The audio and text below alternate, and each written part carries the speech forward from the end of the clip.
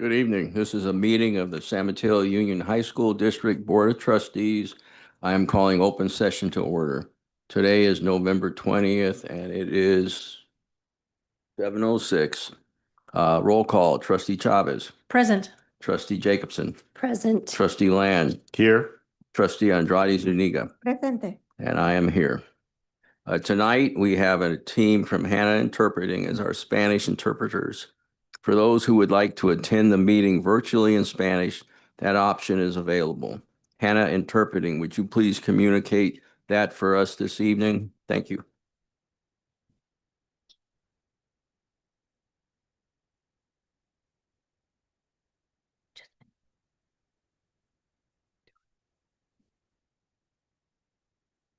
Are they online?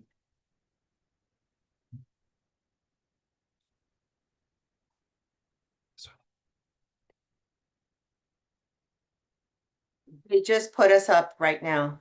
Okay, thank you. Thank you. In order to provide language access, this meeting will have simultaneous interpretation in English and Spanish. To enable the interpretation, if you are using your laptop, desktop, please locate the icon shaped like a globe at the bottom of your screen. Click on Language Interpretation and then select English. If you are on your phone, iPad, or similar device, then locate the three-dot menu in the upper right corner of your screen. Click on Language Interpretation and select English. Buenas noches. A efecto de proporcionar acceso lingüístico, esta reunión cuenta con interpretación simultánea en español. Si necesita interpretación en español y está en su computadora portátil o de su escritorio, ubique el icono con forma de globo en la parte inferior de su pantalla. Haga clic en Interpretación de idioma y luego seleccione Español. Si está en su teléfono, iPad o dispositivo similar, busque el menú de los 3 puntos en la esquina superior derecha de su pantalla. Haga clic en Interpretación de idioma y luego seleccione Español o Spanish. Thank you. If you wish to view closed captions of this meeting, please view the meeting on the SMUHSD Board Meeting YouTube channel. The link to the YouTube channel can be found on our website. You may view the captions in English as we live stream our meetings tonight, and you may view the captions in a variety of other languages if you choose to watch after this meeting has ended. Viewers may request additional accommodations by calling 650-558-2201 at 650-558-2201. For our deaf and hard of hearing community, we have a team from Hannah Interpreting Services, and they will be interpreting our meeting this evening. We would like to ask everyone to speak at a clear and reasonable pace for our interpreters. Thank you. Okay, we're going to move on to the Pledge of Allegiance and ask our student board representatives to lead the pledge.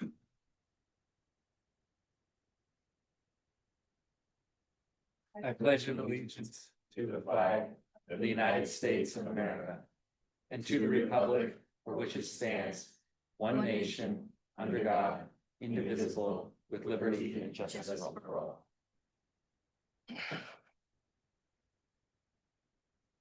Okay. Report of actions taken in closed session. There were no actions taken in closed session this evening. Adopting the agenda. The Board of Trustees may either adopt the agenda as presented or make a change to the agenda through a motion, second, and majority vote. The Brown Act prohibits any additions to the agenda without a 72-hour public notice for regularly scheduled board meetings. Are there any questions or comments from the Board of Trustees or the superintendent with respect to the agenda?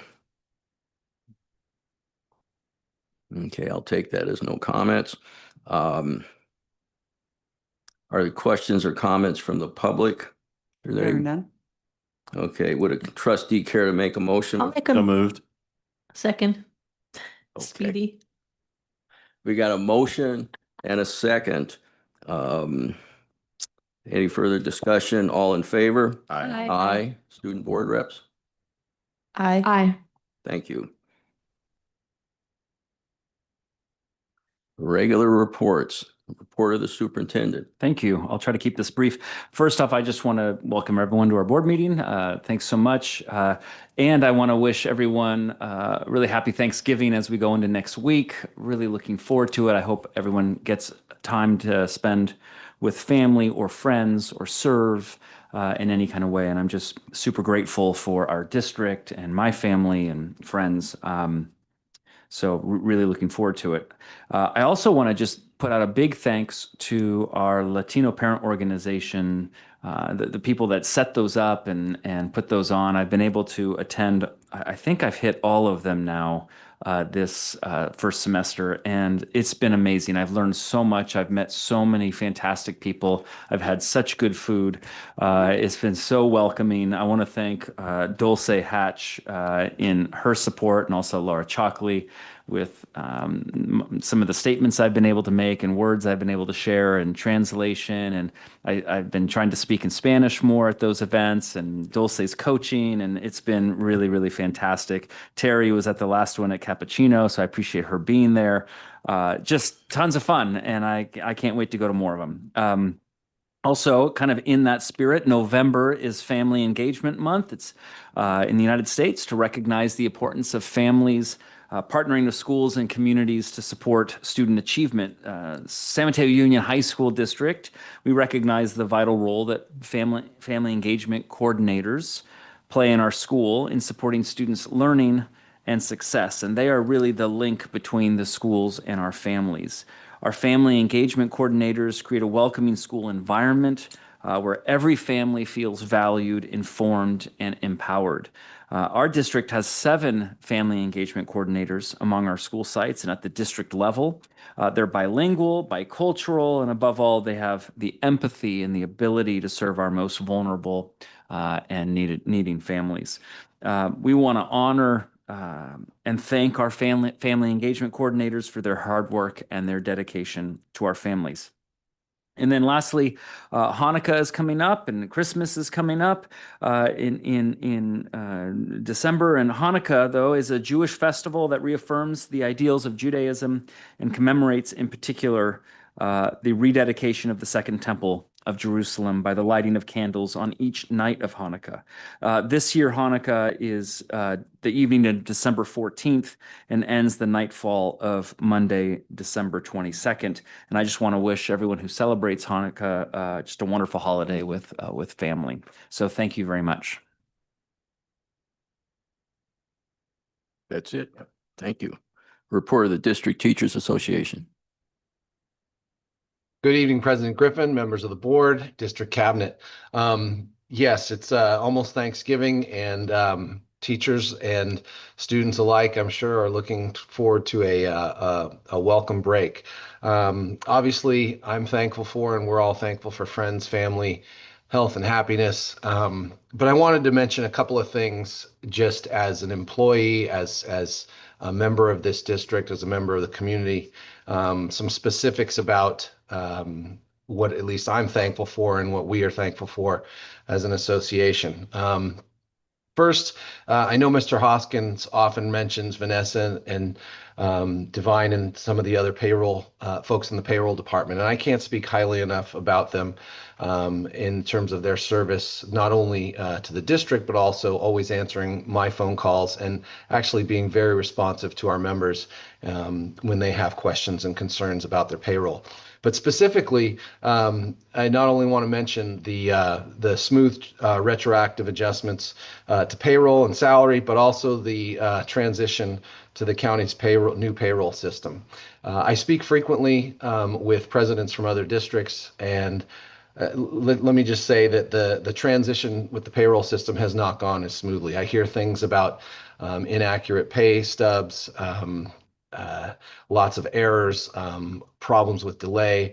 We've seen basically none of that here. No real hiccups to speak of.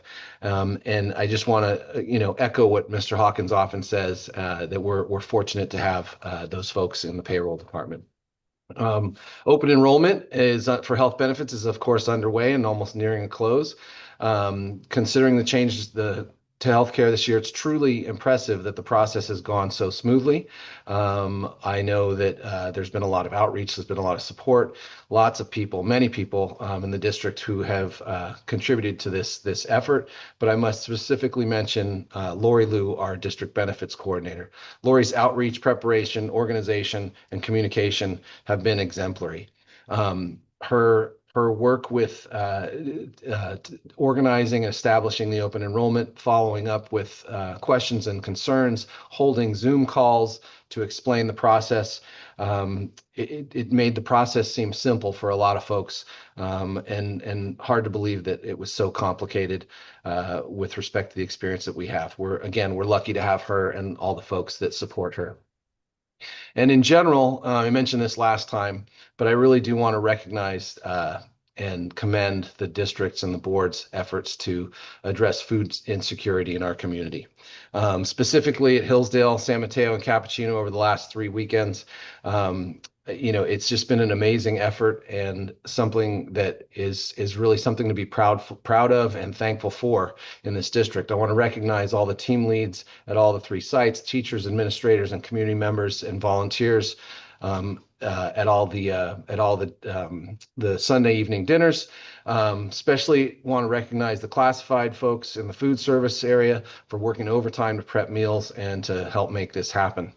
Want to commend again and support the superintendent and the board for taking this on, taking an initiative to help the families in our community to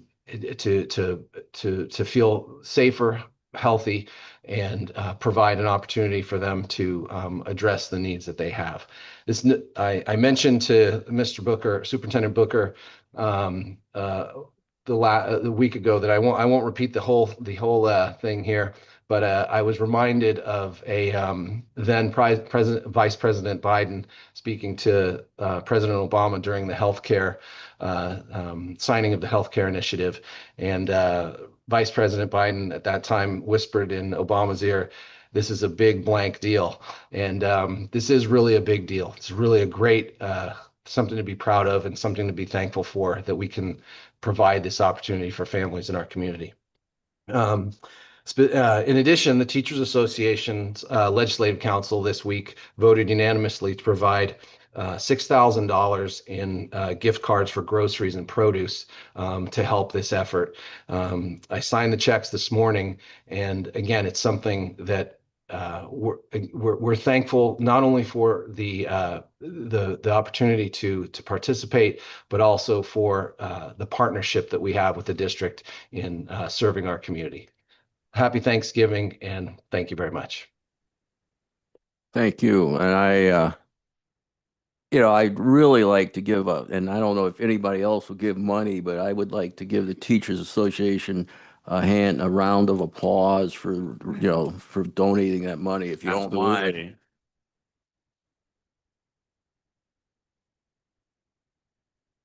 Yeah, it was quite a move. Chapter 519 representative.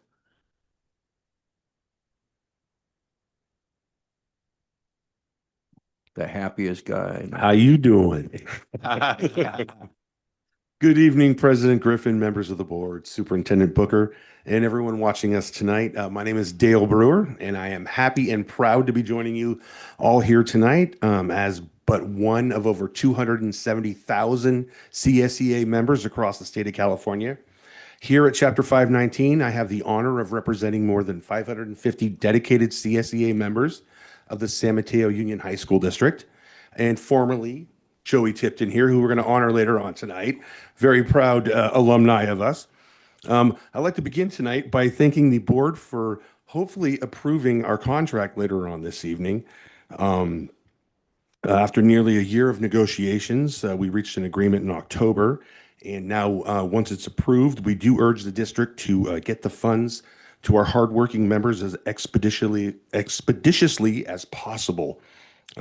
We've been told February 27th might be the earliest that we could get those checks, and that's 99 days from today. So hopefully the district can do better than that.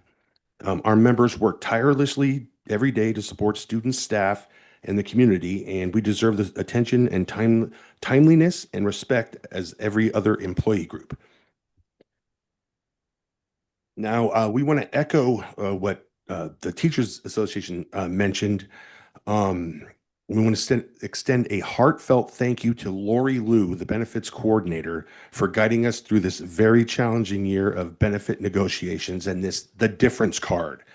Lori was instrumental throughout the entire process, always available to answer questions and consistently bringing up a positive attitude. Her support has been invaluable during this transition, and I don't know how our district could have navigated it successfully without her. Lori Liu, you truly are a difference maker. Thank you, thank you, thank you. And finally, as the holiday season approaches, Chapter 519 is again proud to support school district families in need through our 7th annual Holiday Target gift card drive. This initiative allows us directly to help our students and their families enjoy a brighter holiday season. While we kindly request $25 Target gift cards, of course, any contribution, large or small, is greatly appreciated and will make a meaningful difference in our community. We'd like to say happy Thanksgiving, happy holidays to everyone here. Thank you. Thank you. Report of the San Mateo Adult School Teachers Association. Hello, good morning. Oh, good morning. Oh my God. Can I start over again? Good evening, everybody. CE Coordinator and Union VP for the San Mateo Adult and Career Education Campus. President Griffin, VP Chavez, board members, and Superintendent and District for the opportunity to speak. Thank you so much. I do have a recap. I missed a couple of meetings, so I do apologize for that. October, we had a very empowering immigrant students raising awareness for critical causes, Domestic Violence Awareness Month. We do a big thing at the San Mateo Adult School in regards to domestic violence awareness. We had an impactful outreach to all of our students. We had wide attendance of 609 ESL students, 38 SMUHSD staff members attending all vital sessions, significantly expanding our reach with this critical information. Core philosophies at San Mateo Adult School, we believe it is not enough to simply teach our students the English language. We have a fundamental belief it is our responsibility to connect with them with essential community resources that address their holistic well-being. The key message through the engaging and supportive presentations, we strongly emphasize that no one should tolerate abuse, and the confidential help is always available through organizations such as Cora, one of our partners. We also celebrated Pink Day, Halloween, raising spirits and awareness. In addition to our core DVAM programming, we hosted a Pink Day for Breast Cancer Awareness Month, which also was hosted in October. Solidarity by wearing different and various shades of pink, and a powerful visual display of support for those affected by breast cancer. We also celebrated Halloween in the month of October. We capped off the month with a festive Halloween celebration of our students, fun staff, and cultural experience.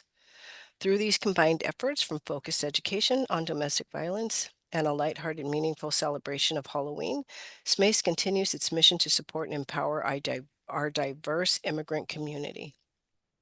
We're also happy to share that a SMUHSD former student, Alexander Clemente, has been selected as one of this year's ACSA, gosh, those acronyms kill me, Association of California School Administrators Adult Students Honorees. On Thursday, November 6th, he attended Every Student Succeeding Award ceremony at the ACSA Leadership Summit in San Francisco and received a well-deserved award.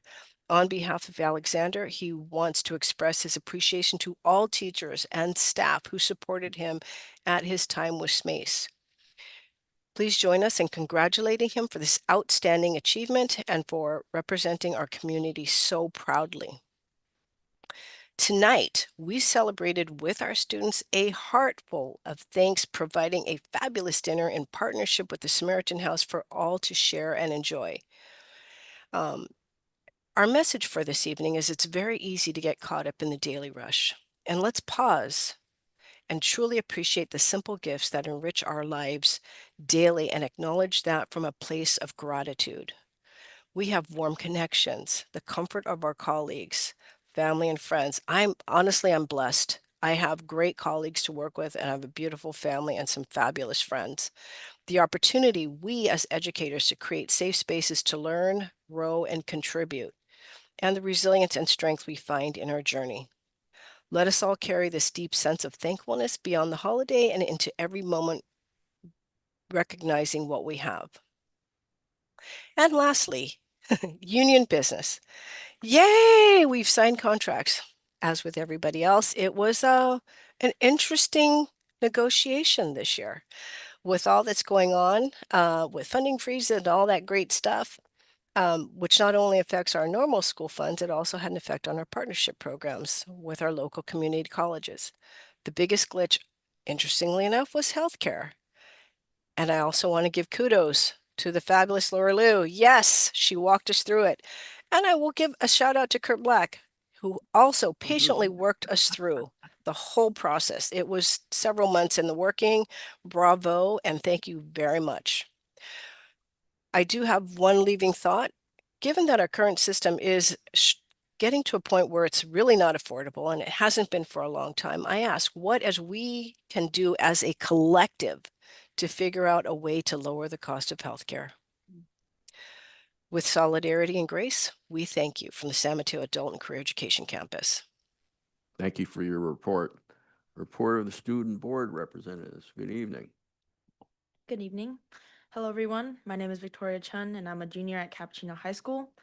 I'm grateful to be here again representing the students of our district. Over the past few years, I've really enjoyed being involved in student leadership through Site Council, Equity Council, and of course, our Student Board Council. And I'm excited to continue advocating for student voice. First off, on behalf of all the student board representatives, we wanted to thank the Board of Trustees for supporting the opportunity for 13 of us to attend the California School Board Association Student Board Workshop on December 2nd in Sacramento. We are truly excited to meet student representatives from across California and to learn more about governance, advocacy, and how we can better serve our districts. We really appreciate your continued investment in student voice and leadership. I'd also like to share a few updates from Cappuccino. Our drama presented This Murder Was Staged, their first show of the year. The cast and crew put on a terrific show that showcased our theater program's talent, commitment, and teamwork. Soon after, we hosted Special Olympics on Monday. It was one of those days that truly reflected who we are as a school, full of encouragement, inclusion, and pride. Students, staff, and volunteers came together to support one another, and it created a really meaningful atmosphere on campus. And earlier in the semester, our music fall showcase on October 9th kicked off our performance season with a beautiful night of music. Our ensembles put on a strong program, and it was a great way for students and families to connect and celebrate the arts. I had the honor of performing as concertmaster with our chamber orchestra, and I can say that it was truly exciting to share the stage with so many talented student musicians. Thank you again for your time and your continued support of the student voice throughout the district. Okay, hello everyone. My name is Manya Mishra and I am a sophomore at San Mateo High School. I'm incredibly grateful to be here representing the students of our district. Over the past few years, I've loved being involved in this community through leadership opportunities, whether it's been through my political work on Prop 50 with the San Mateo AAPI Alliance, or being the secretary of the Youth Advisory Council in Foster City, and the Student Board Council has been no different. This role has taught me so much about community, advocacy, and the power one student can have. I'd like to share a few updates from our most recent Student Board Council meeting yesterday. We began by discussing the National Black History Month proclamation and its importance across our district. We wrote thank you cards for various staff members to show our appreciation for their continuous and endless support. And finally, we discussed our upcoming conference on December 2nd in Sacramento and passed out lovely Student Board Council merch, which I see Superintendent Booker is rocking with me. I'd also love to share what's been happening here at San Mateo High School. Our fall musical, Once Upon a One More Time, just wrapped, and the cast and the crew put on an incredible show. In athletics, our girls flag football team, which I'm proudly a part of, won the CCS championship against Burlingame. Our boys football team is playing in the CCS semifinals tomorrow against Live Oak, and our cross-country team plays second at their meet this past weekend. Thank you again for your time, your endless support, and for shining a spotlight on the work we've been doing across the district. Thank you. Okay, we're going to ask for board comments, starting with Trustee Chavez. What are your brief comments? They are brief and they are brief. Why is everybody laughing? I don't get it. Can't really follow our awesome students. I can't follow that level of enthusiasm. You guys are amazing always. Thank you for being here. We're excited. Every time we meet here, we're looking for our student board reps. And when we have a board study session, it's not the same without the student board reps. I'm excited that we have an annual conference, CSB annual conference close by. It's in Sacramento this year, and that we have so many student board reps attending. So I'm really excited that you guys are coming. As Superintendent Booker mentioned, I attended the Latino Parent Organization meeting at Cappuccino last Wednesday, and I thought you did a great job. Your Spanish was great. Part of it, just so you know, most of it was in English and it was translated, but Superintendent Booker did speak quite a bit in Spanish, and I thought it was great. But what do I know, right? Just kidding. No, it was great. It was great. I'm not fluent in Spanish. That's why I said that. No habla español, lo siento. But I did think he did a great job, and Dulcie did a great job. Just the whole group. It was great. So I'm keeping it brief and ready for the next. I was also at Cappuccino on Sunday to help with some of the meals and everything, and I thought it's just great reaching out to the community. So thank you. Thank you, and I do not mean to abridge your freedom of speech, but when you started speaking in poorly pronounced Spanish, it was time to. I said no habla español. Okay, Trustee I did say Jacobson. that.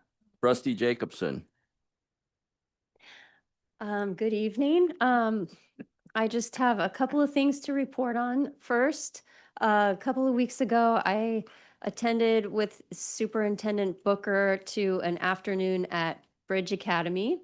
And one of the highlights that I saw there was that they were celebrating some of the fall holidays. They carved pumpkins for Halloween and also created these beautiful kites for La Dia de los Muertos.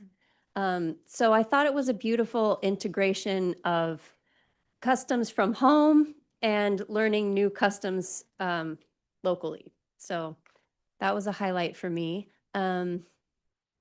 Last week I attended the, what is it called?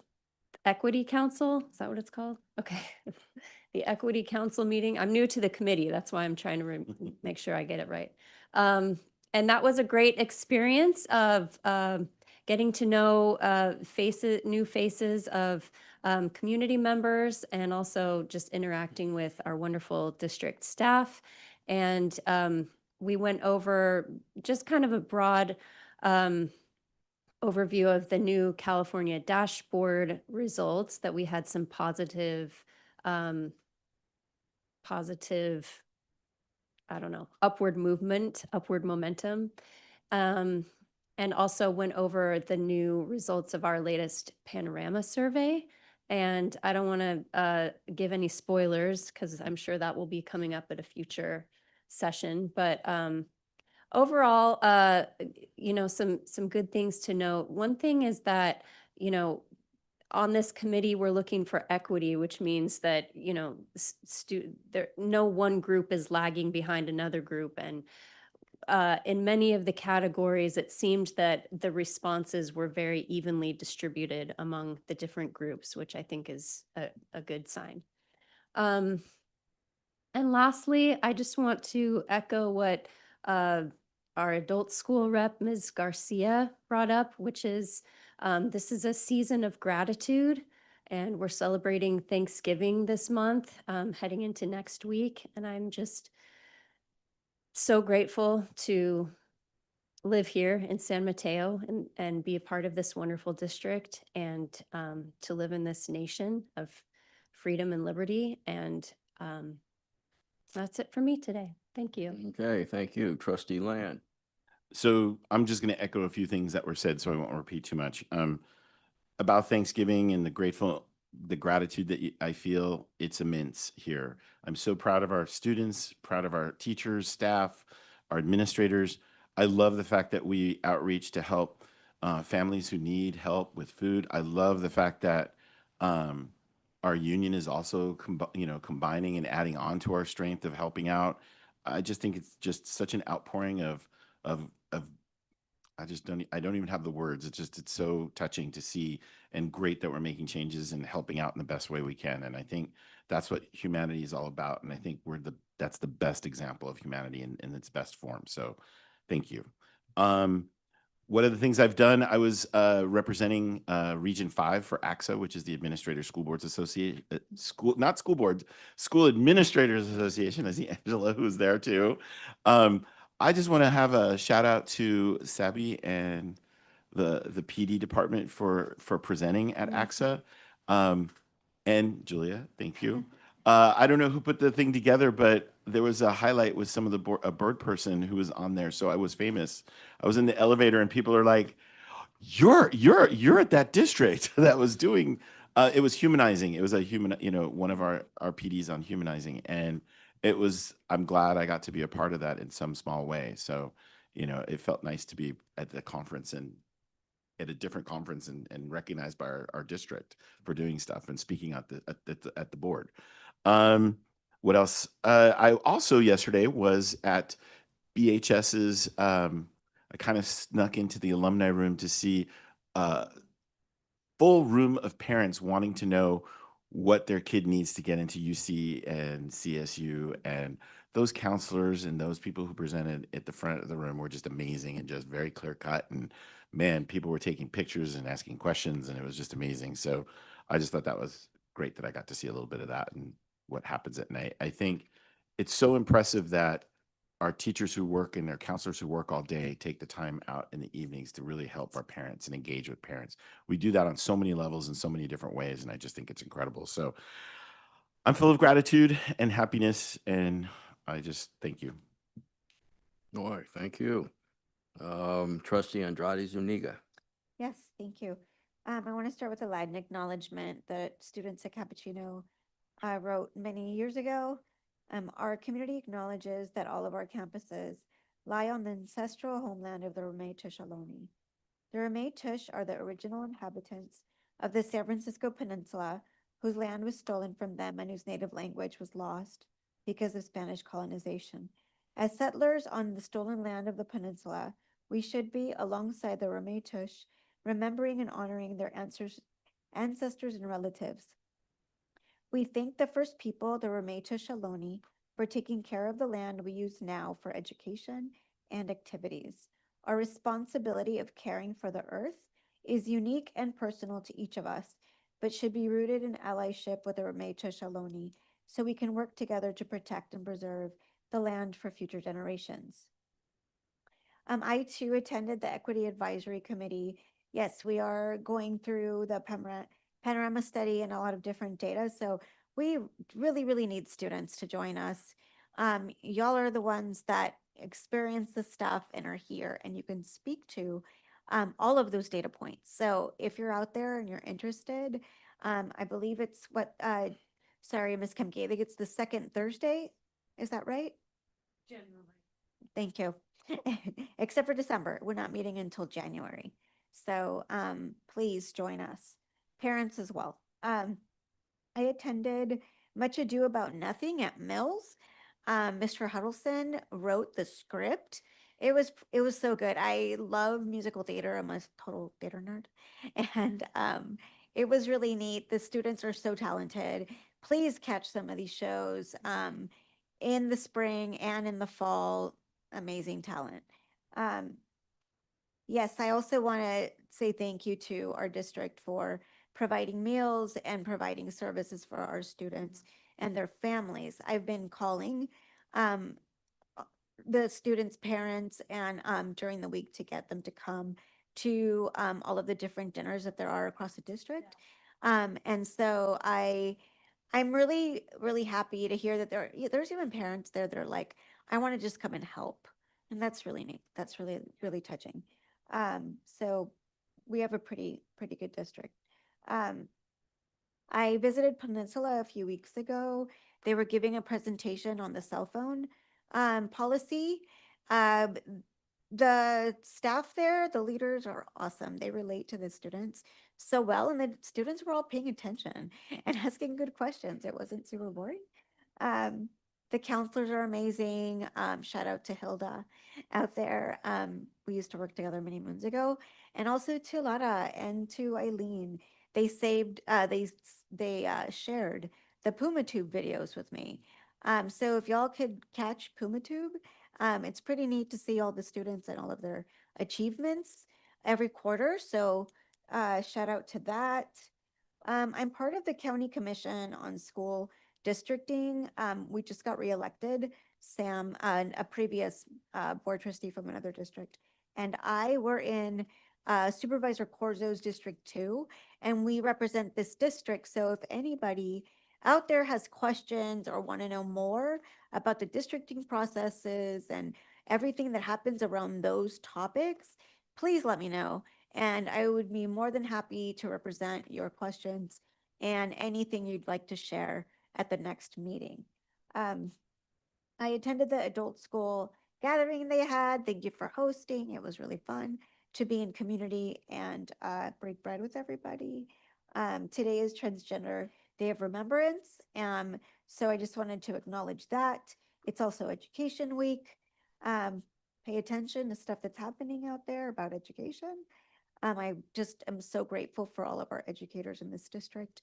We have the most amazing students. The Cappuccino 75th anniversary. Wow. I watched the students that played in the orchestra, cheerleaders, all of the different clubs and the different organizations that were tabling. It was pretty neat. The amount of alumni that comes out to those, it's pretty remarkable. There was a student named Allison. Shout out, she was our tour guide. She was great. Lastly, I just want to remind everyone to pick up your red cards. Immigration right now is tough. Just any issues around that. I know our families are scared and are hurting. Please learn about your rights, learn about your protections. Faith in Action is excellent. They have a lot of different services. So please, our students are young, and they're living in a time when they're living sometimes in the shadows and with different types of insecurities, whether it be food, housing, whatever. And so it's difficult to learn when you're dealing with all of those things. So just be mindful of our students right now and their academics. So I think that's it. Thank you. Thank you. I will be quick. However, it will take a while. Everybody knows I love this district and I've supported it my whole life. Yeah. And I had the pleasure to see San Mateo beat Burlingame a whole bunch of times. Oh. Flag football. When we left, as a matter of fact, when we left here from the budget study session, I went out there to the JV game, which San Mateo won. I saw, I talk about my nephew, but David Williams is like my nephew, and Jamar Ernest is like my nephew. They're my nephew's people, and I was glad to see them and you guys win that championship, and I was glad to see the varsity win, and I capped the weekend off by going to the food giveaway, and Yancey was out there pushing pallets around. And I'm sure there are probably Teamsters out there wondering why our CBO is pushing pallets. And he wasn't, there was a pallet lift, but he was there, and there was good supervision. There was a lot of volunteers there. I talked to a lot of, the teachers were glad to be there. I saw what was in the bags and, and what the meals were. Yeah. And it's a good experience.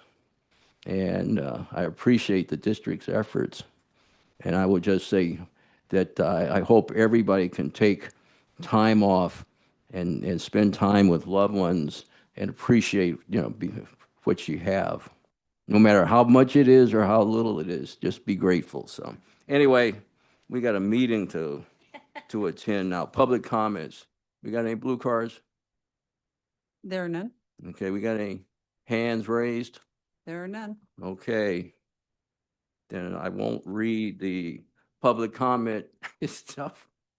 Communications to the Board of Trustees. None this evening. Okay, we got a recognition. Absolutely. So I would like to invite Mr. Joey Tipton up to the podium, please. I know how much you love this. Yeah. So tonight I'd like to honor courage in action. Recently, one of our educators, Mr. Joey Tipton, our facilities manager at Burlingame High School, demonstrated extraordinary courage during a medical emergency at his school. In a moment where quick thinking and calm under pressure were needed most, Mr. Tipton stepped forward and saved a colleague's life. While many caring staff members responded in that moment, it was through Mr. Tipton's decisive and heroic action that a life was preserved, and we're so deeply grateful for his presence of mind, his courage, and his commitment to the well-being of others. I really mean that. Like, I really, really mean that. Moments like these remind us of the strength of our community, the way we care for one another, not just in our classrooms or our offices and on the playing fields, but in the moments that matter most. We presented the first ever Courage in Action Award to Mr. Tipton at Burlingame High School back on October 22nd in front of his colleagues. I think you were duly surprised in that moment. But tonight, I'm proud to recognize Mr. Tipton again in the presence of our board and community. This award acknowledges not only Joey's life-saving intervention, but also sets a standard of compassion, readiness, and courage that we hope to carry forward as a district. So on behalf of myself, the Board of Education, our entire leadership team, and all of your fellow educators, just a sincere thank you, Joey. Sincere thank you for your extraordinary service and your extraordinary heart. Thank you so much. Thank you. I appreciate it very much.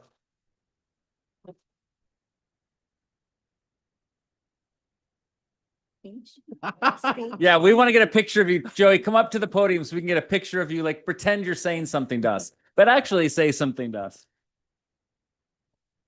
Thank you, board. Thank you, Superintendent Booker. I really appreciate that. Yeah. And thank you, Linda Carlton and Jim Hyde, for giving us the training that we need. So it's very appreciative for them. If not, I don't know what would have happened. Yeah. So thank you, everybody. Thank you. Yeah, thank you.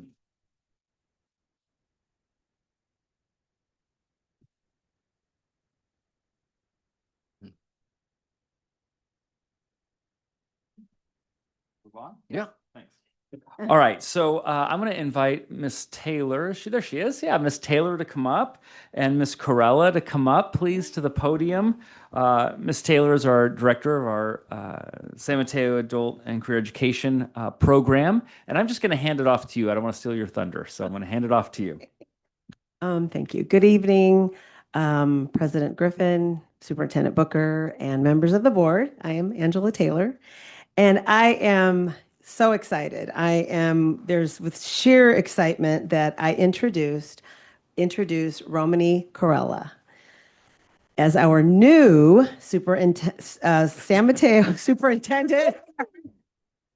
There you go. It's all you. It was a surprise. As our new San Mateo Adult and Career Education Assistant Director. Her leadership experience spans complex and challenging educational environments, including court and community schools, jail-based programs, independent study hubs, parenting programs, and schools serving expelled youth. Across all these contexts, she has demonstrated an unwavering commitment to student success, opening pathways to college, apprenticeships, employment, and industry-recognized certifications. Romany is deeply skilled in understanding student needs through an asset-based lens and designing supports that honor each individual's lived experience. Her most recent experience includes 2 years of intensive equity-focused management training with the Alameda County Office of Education, experience far beyond the typical administrative preparation, which positions her to supervise, coach, and grow staff effectively. She has also served as an assistant principal at Royal Sunset Learning Community and as a classroom educator in high school and adult school settings. She has led system-wide initiatives in technology integration, college and career readiness, WASC accreditation, state testing compliance, and community partnerships. Her accomplishments include launching CTE programs, developing micro pathways for English learners, expanding CCAP partnerships, and designing programs aligned with labor market demand. Romani is a 2-time Teacher of the Year whose passion for public education and student-centered innovation will be a tremendous asset to San Mateo Adult and Career Education. Let's give her a round of applause. Good evening, board and viewers and attendees. Thank you so much for this opportunity to join San Mateo Unified. I feel incredibly grateful given the season to get to be part of your team and just how impressive San Mateo Adult School already is in my 4 days on board. I've been part of WASC meetings. Your whole team shows up. Everybody's excited and knows their stuff. I've been part of a student council, which you have 2 of them for adult school, which is incredibly impressive. And I'm part of Thanksgiving today here, where they feed 400 people twice, which again is incredibly logistically challenging and done so incredibly smoothly. So I'm very grateful to be here. I want to apologize to Lori. I didn't realize she was involved in so many things. I would not have sent her extraneous emails about nothing if I had known she was managing so many other things. So thank you again. I'm incredibly grateful and really looking forward to my time here with all of you. Welcome. Okay. Okay, we're going to move on to consent. Do any of the trustees wish to pull an item from consent? Yes. Okay. I would like to pull 20 and 21, please.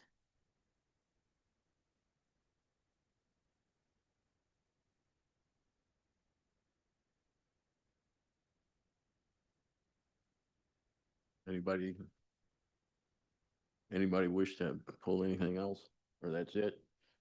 If not, is there a motion on the I'll make a motion to approve the consent agenda with balance the, of it? Yeah. I'll second that. Okay, any discussion? Are there any blue cards? Not for consent. Any raised hands? There are none. Okay. All in favor of adopting the consent agenda, say aye. Aye. Aye. Student board reps? Aye. Aye. Thank you. Passes 5-0 and 2-0 with the student board. We will move on to what is item 20, approval of out-of-state conference. You want me to just Yes. say, okay, yeah, just a couple of questions and concerns. I wanted to know first if any of our actual classroom educators are going to be attending this. Not for this session. These sessions are intended for administrators, and then we're also trained. I guess one of them is a TOSA, so it's one of our TOSAs who's outside of the classroom right now, but we are training folks to actually become trainers with the organization so that we can bring back this material to our teachers. So right now it's an assistant principal, a manager, and then a TOSA attending. And APs? Assistant principal. Did you say that? I'm sorry, I might have had a brain fog. Sorry. I either said AP or assistant principal. I don't remember now, but Okay, yeah. sorry, my bad. No, I'm good. Okay, I'm just a little bit hesitant because I'm not sure last year there was some, maybe the teachers and the district level administrators were not seeing eye to eye on ML approaches and systems. And I'm concerned that if we invest in a new thing, without buy-in from the teachers, that we're not going to realize the benefits from that investment. So how I'd respond to that, I don't know if there's a question, but what I would say. Yeah, I'm just saying, Yeah. I'm a little hesitant, and I'm not sure that now, like, I want to know, how is it going? How are those relationships? Will this new kind of initiative be met with resistance? Well, the hope is that this actually is an organization that is one of a nationally recognized organization on how to teach our ML students. So we've vetted it pretty carefully, and the trainings are quite intensive in order for us to bring back instruction that we think will really help teachers. So a lot of the tension between teachers and administrators that you're referring to is because teachers are asking for better training. How do they support the ML students in the class? And our PD team, who's vetted the organization, feels like this really is one that can provide that. The teacher, the TOSA that's attending, has attended 1 week training already. She's going to her second one that will then allow her to start doing kind of an apprenticeship, meaning that she'll then be able to eventually provide these trainings to our teachers. And she was just a classroom teacher last year, so she'll go back to the classroom as well. So it is an organization. We certainly could bring back examples of what they're learning from the organization. It's not your usual conference either. This is intensive professional development specific to how you support ML students in the classroom. So it's not as if you're attending, you choose different sessions to go to. You'll attend one session for the whole 5 days. And from what I understand, it's a pretty intensive 5 days of both work during the day, and then they have some work at night that they do in order to kind of really understand. And what they'll go through is experiential in nature, meaning that they're going to experience what a student would experience in class, so they understand how to go about doing this type of instruction. So we're quite hopeful about it. It is a complex issue that we're facing, trying to make sure that we're integrating our ML students in a way that teachers feel successful, the students feel successful, and we do feel like this organization will be helpful with it. We did choose and invited some of our APs because they're closest to the teachers and understand some of the needs there as well. So hopefully that helps answer or provide some more context. Yeah, it helps. Go ahead, Greg. So I'm gonna chime in just because this is an issue that I think is paramount to California and to our students for multilingual learners, English learners, however you want to call it. I think the state of California, nationally, we have this divide for how to best serve our multilingual learners, whether it's in one language or another language. It has been an issue for ever since I've joined education. I think it's important to explore different models because nothing has served us well, to be honest. And we have just a new framework. We keep looking for things. The state hasn't provided really how to do designated and integrated, in a comprehensive way. I think making some approach like this, outreaching to all these different organizations. This is in Washington, D.C. Is that the one? That's where this one is in Yeah. particular. We will plan to send more because there's another summer session that will be back here in Santa Cruz. But because we feel like it's such an urgent issue, we want to be able to get some of the leaders trained earlier. And then, Also, this is WestEd, right? This is Yeah, sponsored by WestEd. Yeah, it's which is a very associated with WestEd. It's quality teaching for English learners. It is a very well-recognized organization. We have not partnered with them as a district before. And like I said, I haven't attended the training, so I'm speaking from what I've heard. And there was a serious look at it. We've talked to the individuals there, And I think we do feel like they're going to provide us with some really important trainings and hopefully get us to a place where we'll have folks with, we always think about sustainability. So not that we'll be having to send people to conferences and trainings all the time, but we'll get to a point where we'll have the internal expertise to support people. So that's the general plan. And I would anticipate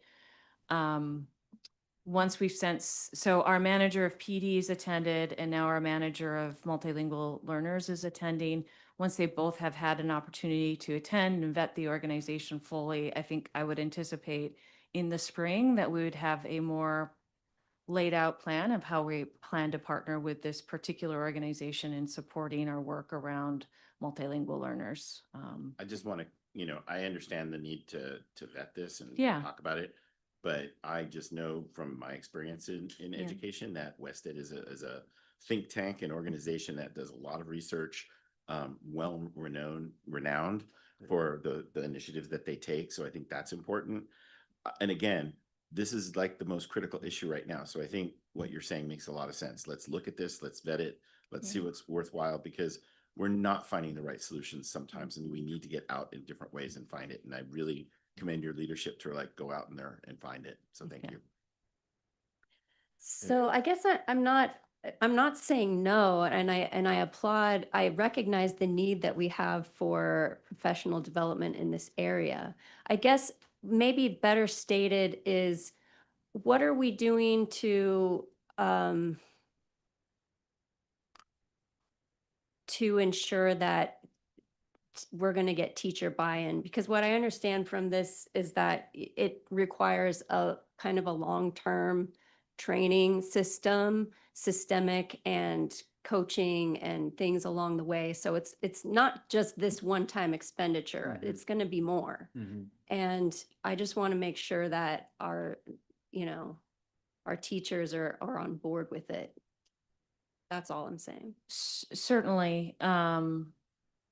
During the school year, it would be hard for a teacher to miss a full week. And the session, there are some sessions that are coming up. Like I said, I think it's after school gets out that are here in California. So and we would probably invite some of our teacher leaders to attend that as well. But okay. I mean, I think it's important that you ask questions about these types of things. So I think they're good questions, and we do plan to bring back more information. Okay, thank you. Any other comments or questions? Okay, is there a motion on? Sorry, I have a question. Would there be able to be a small presentation or something on what was learned? Maybe in a weekly or something like that? Absolutely. Once they return, I mean, we could provide a weekly, I think, even before they go, because like I've said, I have folks that have gone and could give you some more details about the plans there, as well as why we do feel like this is really going to be an important partnership with this organization in particular. Yeah, something's got to give. We've got to really get this under wraps, because our students are the ones who are going to struggle. So yeah, thank you. That's a good idea. Okay, is there a motion on 020? So moved. Is there a second? Second. Any further discussion? Any blue cards? There are none? No raised hands? None? Okay, all in favor?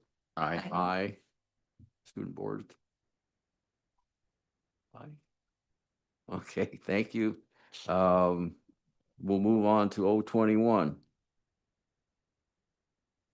You have Okay. particular- Oh, yes. On this one for the NAEA conference that is being funded out of our CTE grant.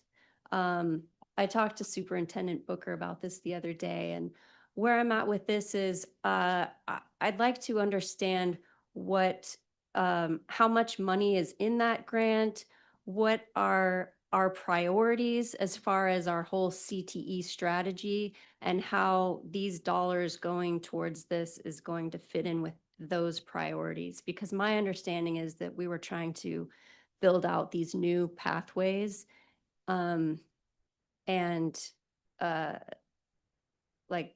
just don't see how this fits in with that. So we have probably 12 different unique funding sources for CTE. CTE, the incentive grant is just one of them. The pathway grants are funded through the Golden State Pathway. It's called the GGSP. So it's a different funding. Each one of those funding sources for CTE is applied for separately with particular reasons for and how we're going to use the money. The CTE incentive grant is one that's quite large.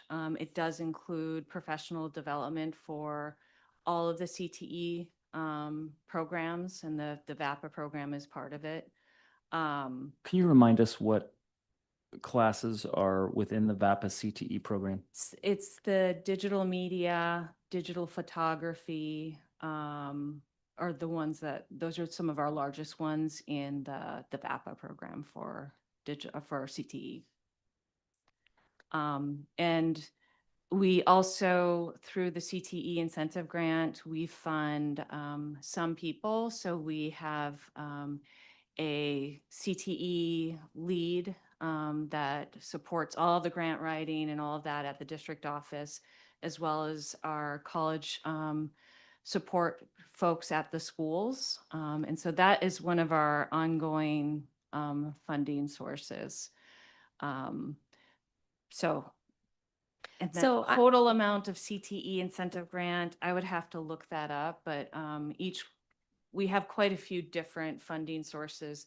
Those pathway ones, you're right, we would not use to send VAPA teachers because those are very specific to the pathways that we're building. Trustee Land. My question would be, are you using any VAPA funds? The Prop 28. No, not Prop 28 for this in Because it's particular. PE? It's Because supposed to be resource well, there's staff. CTE, yeah, and I mean, we have a big conversation around the CTE and the students that are getting VAPA credit and the CTE credit. There are sometimes two different sets of students in the same class. Some of them getting CTE, some of them getting VAPA. But all the teachers that we'd be sending have CTE credentials that you're sending with this money. Well, that helps my clarification, actually, Jennifer. Yeah. Thank you for asking the question. All right. Any other questions? So I guess just for my part, I don't feel ready to approve this without having a list of those priorities and where this fits in with those CTE priorities. So that's why I'm going to vote no at this time. Okay, we'll move on. Is there a motion on O2? Let me just say, though, I did hear the question. I mean, you want info on the amount in the grant, our CTE strategies, and how this funding supports our strategies or priorities. So we did talk about that. We are going to prep that for the board. I just didn't have it ready for today. So regardless of how the vote goes, we'll continue to provide that to the trustees. I appreciate that. Yeah. I'll make a motion to approve 21. Second. Okay, we have a motion and second 21. Any further discussion? Any public comment? Any raised hands? None. Okay, how does the board vote? Aye. No. Aye. Aye. Aye. Okay, so we got four ayes and one no. And how does the student board rep vote? Aye. Aye. Okay, it passes 4-1 and 2-0. Okay, thank you. Point of information, that was for CATA and NAEA, right? Yes. They were Okay, together. because they're two in one. Okay. Right, it was Just making sure. Yeah. Okay, we're going to move on to special reports and appearances. Superintendent Booker. Yeah, thank you. So this evening, as we do annually, we've asked Dr. Shalia Burnett, who's our Director of Student Services, to prepare our discipline, attendance, and enrollment review for the 24-25 school year. So that's an important distinction. This is data about last year and results and some of our thinking around that data to drive decision-making initiatives, et cetera, moving forward to improve student performance in those areas. So I'm going to hand it off to Dr. Burnett. Thank you.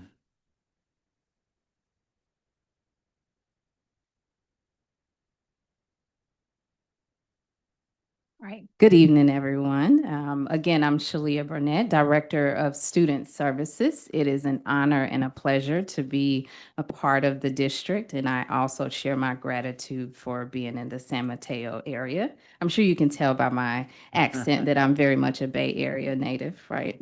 I claim it very much so. This presentation, just to make sure that everyone knows what is going to be presented today, there are three main categories that will be a review of how did we do in terms of discipline, attendance, and enrollment. So those are the topics for today. And we'll start off with discipline. So the first, this slide is a 5-year trend for suspensions. I do want to share for those that are following along, just to make sure that you understand the data that you're looking at right in front of you. So we have suspensions, there's a 5-year trend, and there are 3 lines here. The yellow line is number of instructional days that have been lost as a result of suspensions. The blue line is the number of students who have been suspended, and the red line is the actual total number of suspensions. As you see, from 2021, 2022 year, that was the year post-pandemic that affected the entire nation. And since then, we have trended down. And it is my pleasure to share that this year, this past year, 2024, 2025, we've seen a significant decrease in the number of suspensions as compared not only to the previous year, but all of the years post-pandemic. So some highlights for you, almost 16% of our, there was an 16% decrease in students being suspended, almost a 22% decrease in total suspensions. So I want to make sure that we understand what that means. One student might be suspended multiple times. So that's the difference between the two. These trends follow nationwide trends as well. It's important to note that this past year, we've had the lowest amount of instructional time lost post-pandemic as a result of suspensions. And that also shows that we as a district are progressing in reducing our exclusionary discipline measures.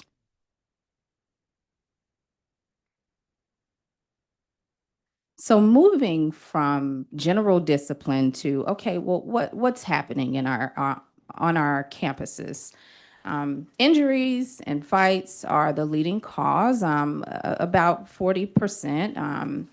And substance abuse is secondly, but I want to highlight 45 incidents because I'm trying to put on my lens as a parent. I want to make sure that we understand what this reflects. There are 180 days in a school year, and we have 9,000 students. So if you multiply that and divide that number, divide 45 incidents by that number, this is very minuscule. We very much have, we are looking good when it comes to students making good decisions with substance abuse. And yes, there are 45 incidents and we can do better. The goal is 0. But again, I just want to highlight that even though there are 45 students in comparison, our numbers look good.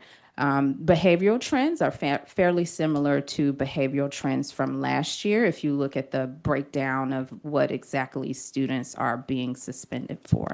So overall, the number one challenge that remains that we really want to get a hold on is students understanding how to work through conflict and anger. And we want to make sure that we support and empower our students on better ways to navigate conflict. Also, just want to emphasize that vaping is I would say we're hitting nearly a pandemic nationwide for vaping. Again, that's across the nation. I want to emphasize that we do have very effective interventions that I'll go here across here in a second, but just want to emphasize that we do have restorative practices and alternatives to suspension to address all of the areas that are in front of you. Okay. So the next is suspensions by ethnicity. I want to make sure you understand what you're reading. So in the graph, you have actual suspension rates, and then to the right, you have enrollment rates. So when we're talking about disproportionality, ideally, the suspension percentages should match the enrollment percentages. And so when you have the left column being higher, the suspension rates, and that means that there are some disproportionate number of suspensions. And what we see here is that there are disproportionate numbers of suspensions for our Hispanic Latino students, African American students, and Pacific Islander students. We want to make sure we understand that those disproportionalities are being addressed in multiple ways. We have multi-tiered systems of supports, which again, I'll go through momentarily, alternatives to suspension, restorative practices, and I also have the pleasure of being in the equity group that we talked about here during the board meeting. Okay. And this in front of you is just some comparative data on our disproportionate suspensions. So it shows you the percentage of students for the three categories I mentioned and their risk ratio. I do want to emphasize that our numbers, if you see the percent enrolled for Pacific Islanders and African American students, they're very low numbers. And why is that important? What that means is that one or two students can significantly skew your data. Not to minimize, obviously, we don't want disproportionality at all, but I do want to emphasize the risk ratios are much higher for our African American and Pacific Islander students, but one student in the category of African American or Pacific Islanders has a much more extreme impact because there's so few of the students. But again, we're addressing these disproportionalities in the ways that I just explained: alternatives to suspension, restorative practices, MTSS, and equity group, just to name a few. Okay. So the next two slides, of course, we're talking about suspensions. Now we're going to go into the most exclusionary, which is expulsions. As you see here in front of you, going from the pandemic year 2020, 2021, we had one expulsion, to this past year 14, you will see that there is a slight increase in expulsions in the past year as compared to the 2022 and 2023 school year. So there is a slight increase. Again, we ideally we would have no expulsions, but if you look at 14 students in comparison to nearly 9,000, that is less than, I mean, very small percentage. I'm guessing probably 0.25%, if that. We want to make sure you all also understand that there are some data there were 9 total incidents representing 14 particular students, just to make sure that we understand that distinction. Okay. This just gives you an idea of, what are students being expelled for? And we want to make sure, again, that we understand that our alternatives to suspension are our most important methods that we use to reduce exclusionary consequences. Now, this here is the slide I was looking forward to explaining the most, because it really represents the core values of student services, and that is having a solid multi-tiered systems of support in place. And this is one of many. So I want to make sure that I explain for everyone, okay, alternatives to suspension, what does that mean? What does it represent? So tier 1, our folks that work with our alternatives to suspension, they actually go out to schools and do whole group presentations with 9th graders, 10th graders, to make sure that they are proactive in encouraging all students to make good decisions. And for the majority of the students, that is extremely effective, as reflective in suspension and exclusionary in expulsion data. Tier 2, you'll see here, are when there are referrals It could come primarily from the school sites. Often it will come from the Department of Student Services as well. And alternatives to suspension have multiple domains. So we see here SUP reoffend data. That is for substance use. So we do have a program specifically for students who have been caught using substance abuse, caught using substances on our campus. And what you see in front of you is that 49 total students were recommended for substance use programs. Of those 49, 45 did not reoffend. So there is a 92% success rate in students not reoffending. For alternatives to suspension, there's a myriad of different focal areas. You see some of them in front of you: bullying prevention, dehumanizing language, healthy relationships. What's most important for you to know is that the staff members reflect real-time trends. If they notice that there's a trend or a pattern going on, they will create an alternative to suspension program, particularly for that area. So with our alternative to suspensions, 208 students were recommended. Of those, 155 did not reoffend. So we have a 75% success rate. And then finally, we have our vape. That's specifically for students who vape.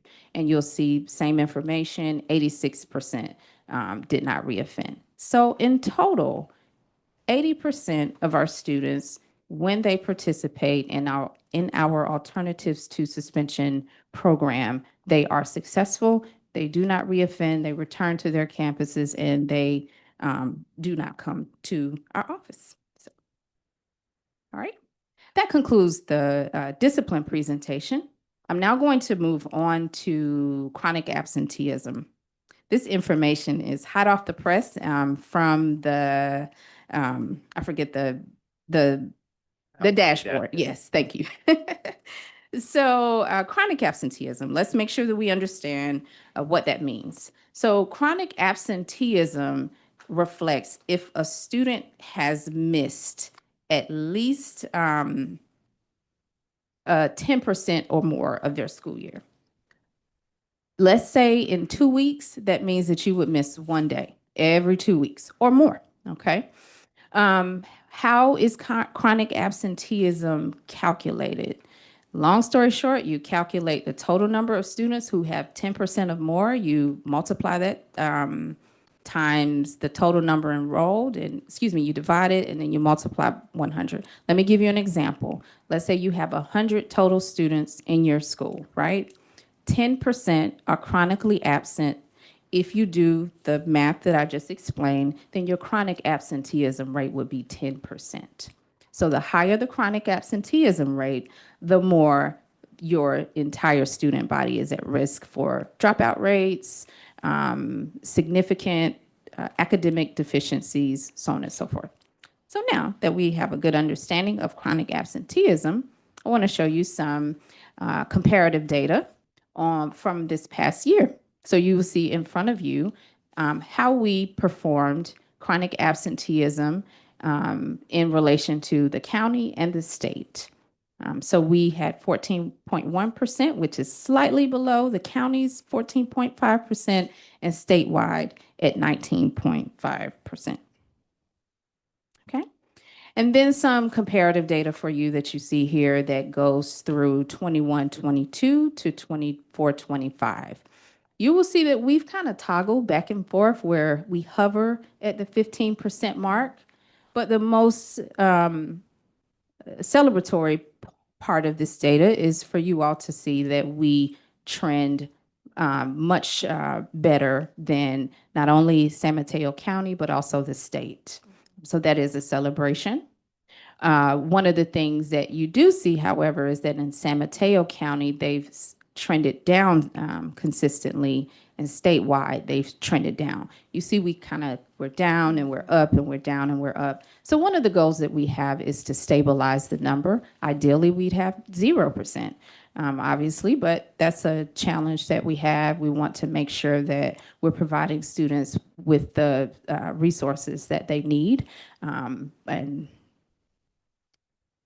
the absenteeism by reason, this is just broken down for you in terms of you seeing, what are some of our reasons, and also by ethnicity, because that is a big focal point of our equity group.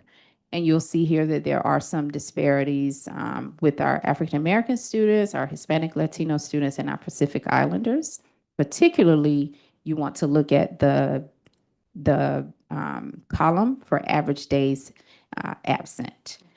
One of the things I do want you to note that I forgot to mention earlier is that excused absences, unexcused absences, out of school, whatever the reason may be, chronic absenteeism counts. If you're not in school, you're not learning, no matter what the reason is. So I do want to make sure you understand that.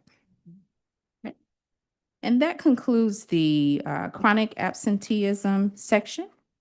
The last section will be enrollment, and I have lost my place. One moment, please. Okay. All right. So what you have in front of you is our enrollment data, and there are several boxes here. You have all of our schools, and then you have the total number at the bottom of this graph. So our adopted capacity is in the left column. That is what we prepared to receive.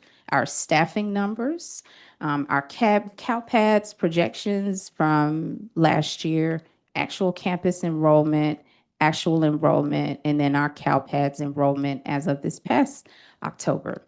And what you will see here is very much consistency and alignment in terms of what we expected and what we actually are serving on our campuses. So there are a few off, but by far what it shows is that our projections were very much accurate and that we are serving at full capacity.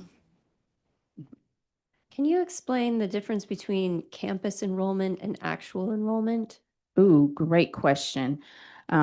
Let's go back to chronic absenteeism. That's just one example. You have a student who is enrolled, but they may not show. Maybe the parents, they submitted their enrollment, but they're actually not attending. That may be an example of campus enrollment versus actual enrollment, like who's actually coming. Dr. Black, I don't know if there's anything else you want to add with that. Yeah, I think that's correct. It's the actual enrollment, it's those on the campus, and I mean, the campus enrollment are those that attend, and the actual enrollment are those that we have on the lists. Is campus, sorry. No, I'm sorry. Trustee Chavez. Oh, thanks. I was going to ask, now I lost, oh yeah. The independent study. So what if students don't come to campus, but they're on independent studies? Would they be counted in both columns, or just the actual enrollment column not counted as on campus? Oh, that's a great question.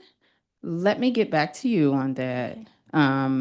I want to make sure that I give you an accurate answer, because attendance and enrollment in general with independent studies can be very statistically complicated.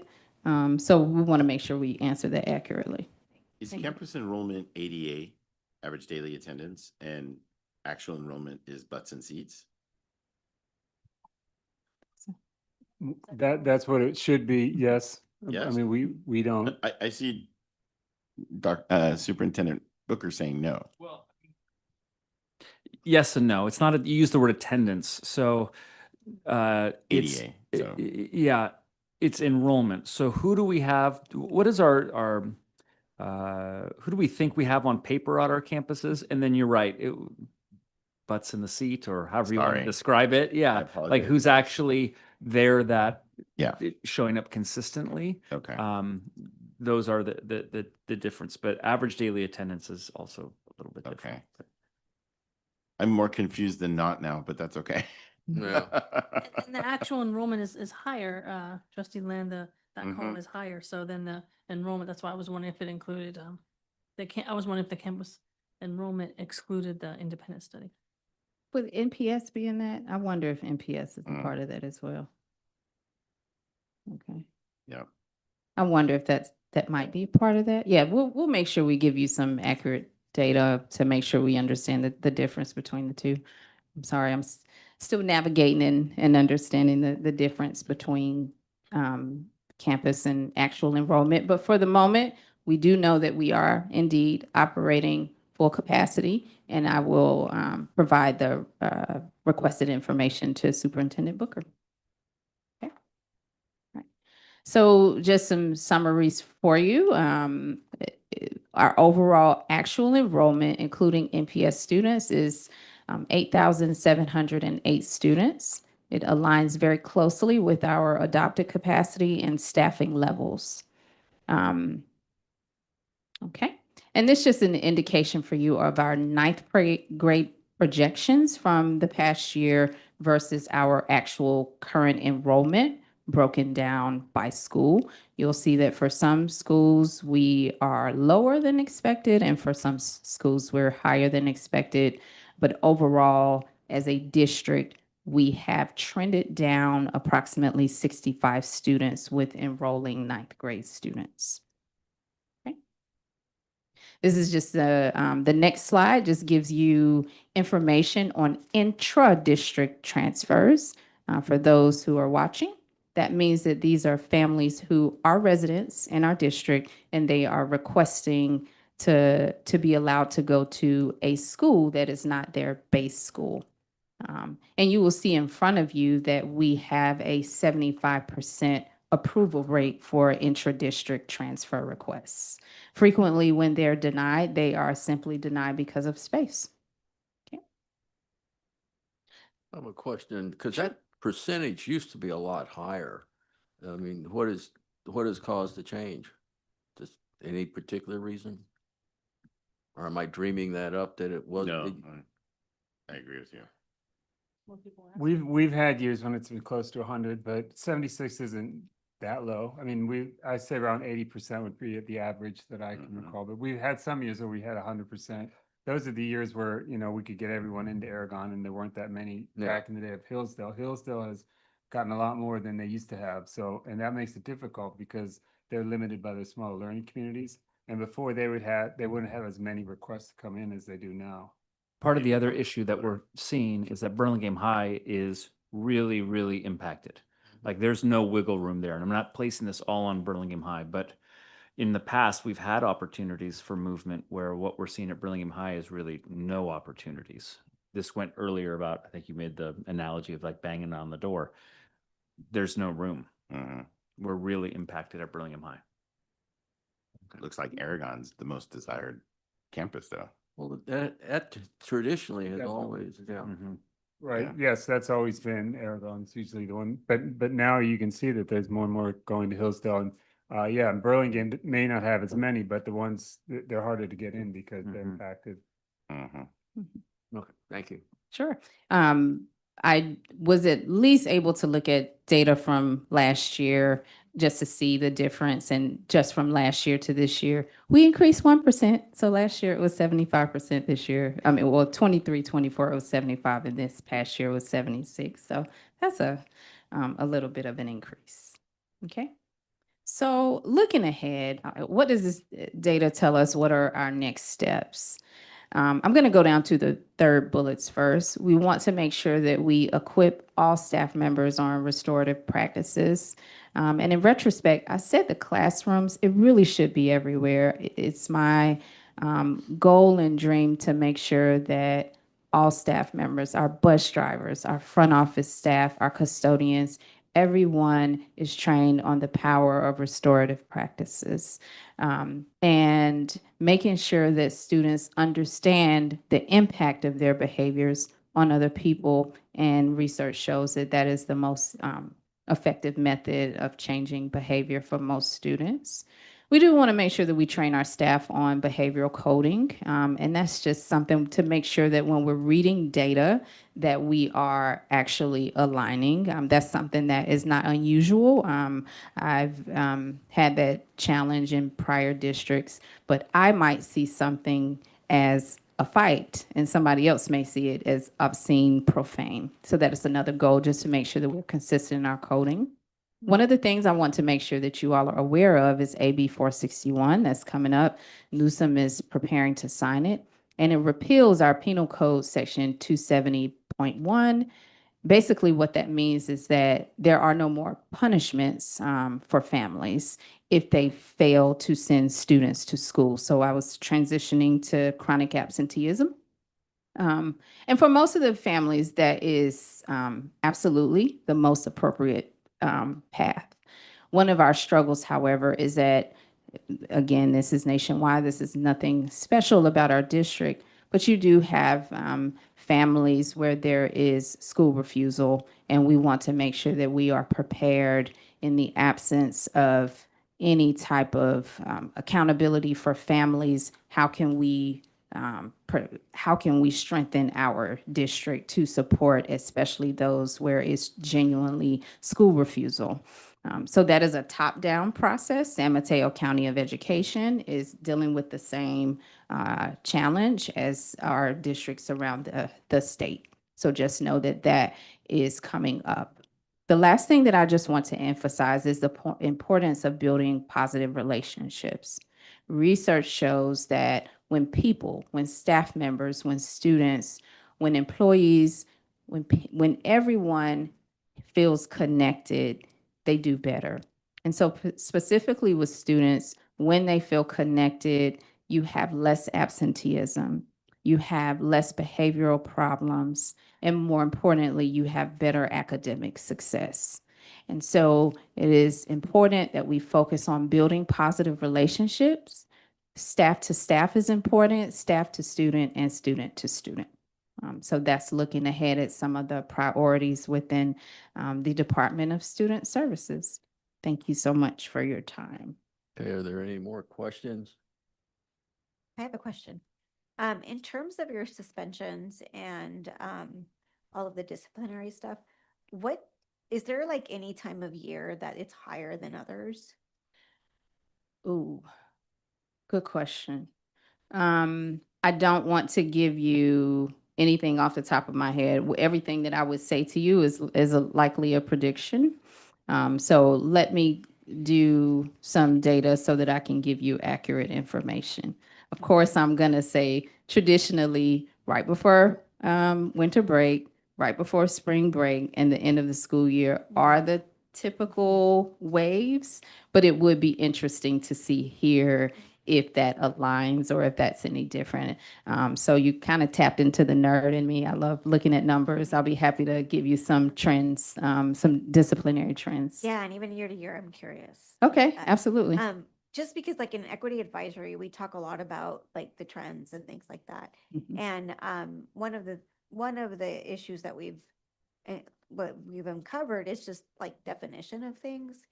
But the data, it's kind of hard, it's difficult, it's data. Mhm. And so my other question, I know, I've gone to Peninsula several times over the past, this school year and then last, and there's an over-representation of Latino students. What are the, I don't know, what are the largest things that y'all are doing to, to understand that, and why is that happening from school to school? Is it, I'm sure it's a different reasons, but it's just that overrepresentation is concerning to me. Mhm. Absolutely. I absolutely agree that that's an area we need to look at. I haven't been able to dig too much into the data on why. That's something that I will need to get back to you, what has led to this? But what I can share with you is moving forward, some of the extremely positive changes that are going on in Peninsula under our new leadership with Principal Lewis. One of the biggest things that we're working on is completely revamping the enrollment process into Peninsula. Okay. We really want to market it as a school of choice, just like any other school. And we really want to be intentional on students understanding that this is a great opportunity for you to get ahead, especially if you've been behind. Yeah.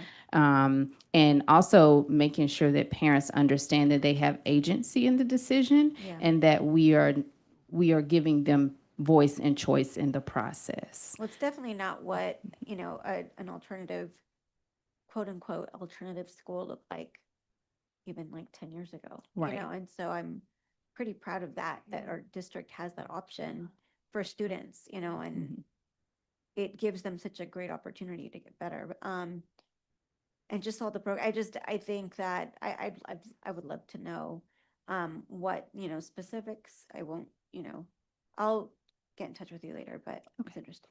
Can I make a quick comment on that? Please. In talking to Brett Stevenson from Hillsdale, they've had a decrease in referrals to Peninsula through empowerment through action. So I would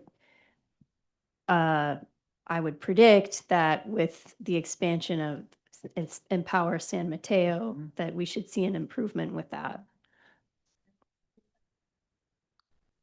Okay. Well, Can I make a quick comment? I mean, additionally, I would say that when we see the disproportionality in both attendance and discipline for Latino students, that will result in what you've just described and what we're seeing at Peninsula High School, which is a disproportionality of Latinos at Peninsula. And so, yes, to the things that Dr. Burnett discussed around addressing the culture, climate, and approach to Peninsula.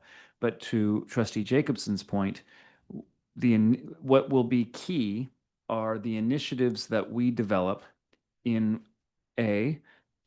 ensuring that students come to school, ensuring that Latino students come to school, because when they're not at school, that's when we have academic problems, we have deficiencies in credits, and then they find themselves at Peninsula to make up those credits because it's a continuation school. So this goes back to Empower San Mateo and other initiatives that we'll talk about to improve, first and foremost, attendance at our comprehensive high schools. That's where it starts. If the kids don't come, they can't learn, and then they will find themselves at Peninsula High. Like speaking with Fernanda, one of the parent engagement coordinators at Cappuccino, she had found herself talking with some of the students that didn't want to come to school because they were so scared. And families saying, hey, you're not going to class because we don't know if you're going to come home. So, and talking through all of those things. So I want to also credit the parent engagement coordinators and to utilize them because they are sometimes the lifeline to the parents. Absolutely. And to the students too. I know that there's been a few students that have attended the Latino parent groups. And so those, those the relationship building is so important, right? So I really appreciate you bringing that. Thank you. Thank you. we got any more quick comments? Okay, Trustee Chavez. I want to add to my quick comment too, because Trustee Andrade Zuniga mentioned the Latino parent organization and students. And last week, there were a lot of students there helping with serving some of the snacks and everything. So I was really proud of that.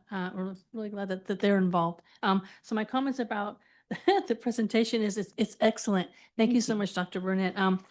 I love data as well. We're some of us are data nerds, but I think it's great. Just fabulous job. And I've never really seen something where it shows the percentage of do not reoffend.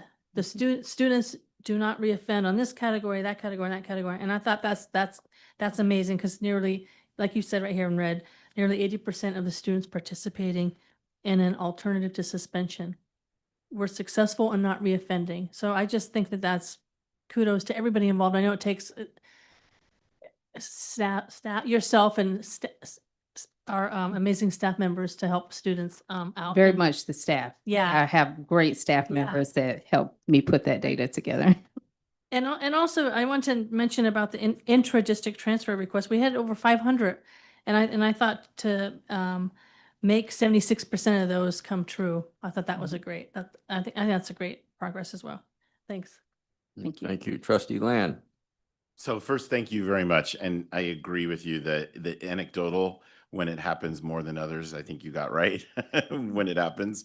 But a couple of comments and questions.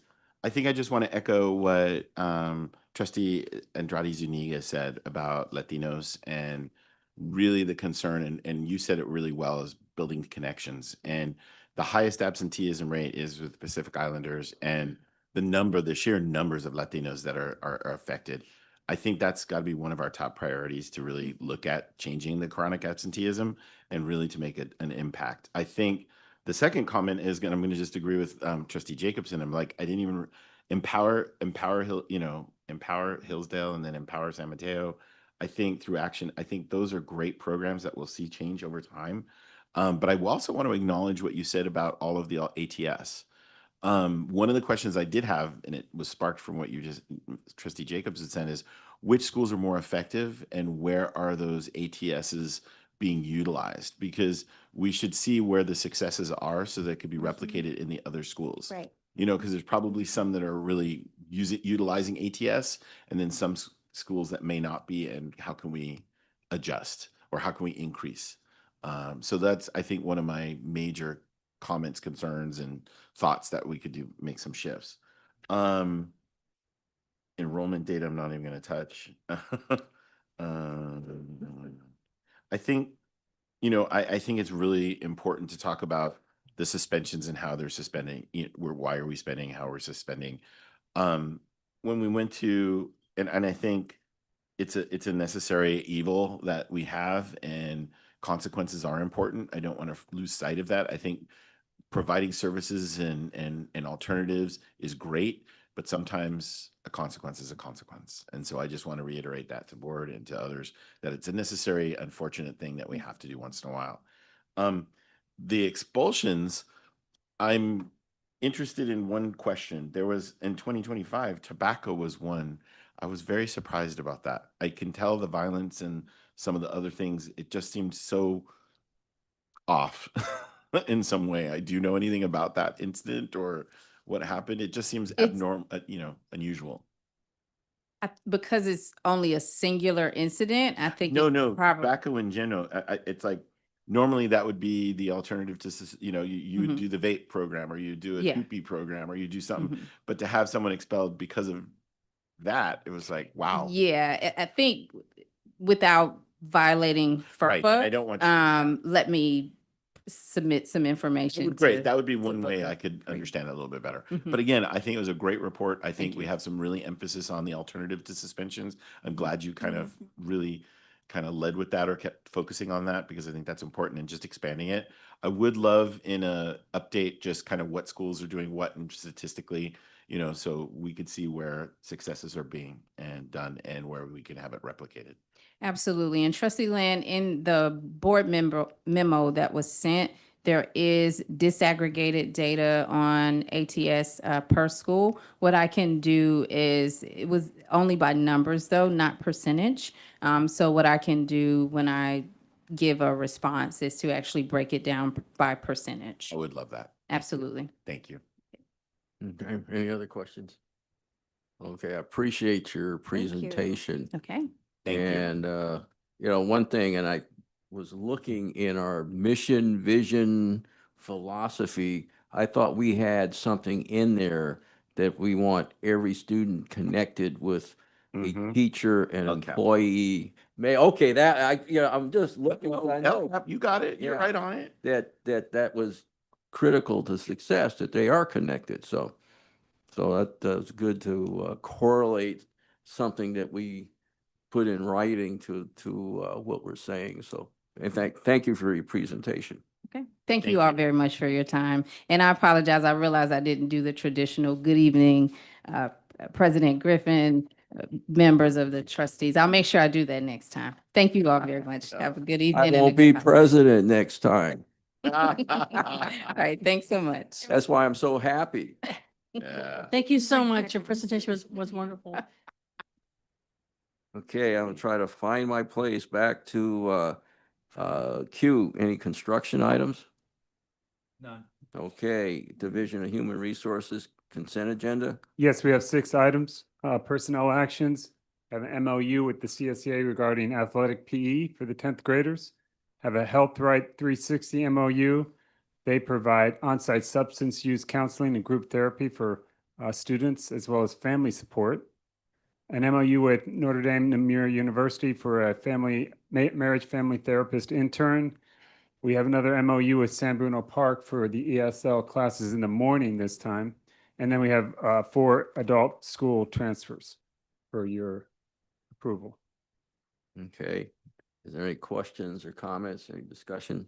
I'll make a motion to approve the human resources consent agenda. I'll second that. Okay, we have a motion and a second. Any blue cards? There are none. Any raised hands? There are none. Okay, all in favor? Aye. Aye. Passes 5-0. We don't request a vote from you, so. Okay, item for Division of Human Resources, S. First item is the Personnel Actions Addendum. We have 3 recognitions. First is Barbara Campbell, a social studies teacher at Mills, has submitted her retirement effective May 29th after 23 years in the district. Phil Contos, a carpenter, submitted his retirement effective December 30th, 2025, after 28 years and 4 months in the district. And Eddie Ortiz, our campus safety specialist at Cappuccino, submitted his retirement effective January 1st, 2026, after 27 years and 4 months in the district. Recommend your approval. Okay, any questions, comments? Is there a motion? I'll move to approve. I'll second that. Okay, we have a motion and a second. Any public comment? There are none. No, any raised hands? None. Okay, if there's no further discussion, all in favor? Aye. Aye. Okay, it passes 5-0. Thank you. Next item is the tentative agreement with the CSEA, and it includes the salary increase of 2.5%. It also includes a district medical benefits contribution of the full cost of Kaiser and Sutter HMO plans with prorated for part-time employees. It also increases the district's prorated percentage covering medical benefits for part-time employees for the classified unit.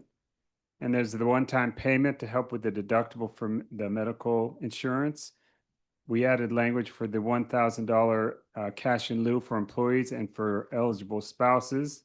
We clarified the progressive discipline and board appeal process language, provided vacation carryover, aligned the CBA with the Ed Code regarding absences of less than 4 hours, and we added reproductive loss leave language to the contract. And with that, we recommend approval of the tentative agreement with the CSEA unit. Okay, any comments, questions, discussion? Is there a If no motion? comments or discussion, I'll move to approve. Second. Okay, we have a motion and a second. Are there any raised hands, any There's none. comments? None. Okay, all in favor? Aye. Aye. Item 3, approval of MOU. Sure. So there's 15 items on the personnel, on the human resources agenda here. If any one of these you don't need a discussion or you don't need to introduce, let me know. Otherwise, I'll just go forward. Brevity. Brevity. That's my strength. No. Kirk, brevity. Brevity. Okay, number 3. Thanks, man. We have a MOU with CSEA for the transportation grant writer. He's one of our classified employees, and he takes his time to do these grant writing. Very successful, $3,300 a year, and these are we're back paying for the last 3 years from 2022 to 2023. I make a motion to approve the MOU. I'll second that. Okay, we got a motion and a second. Any discussion?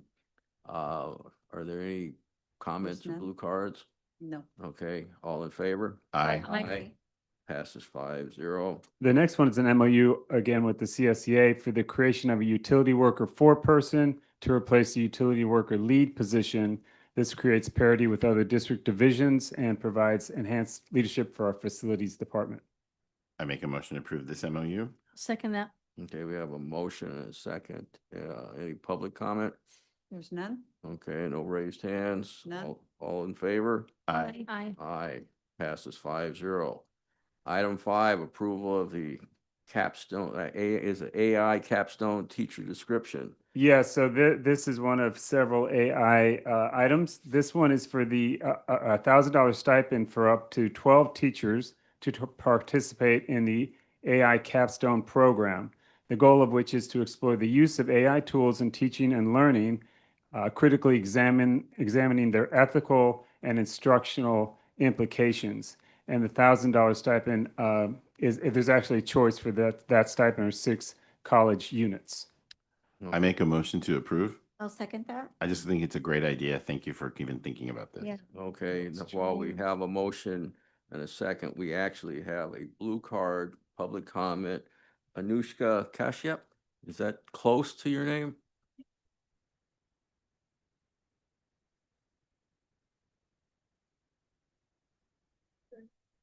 Yes.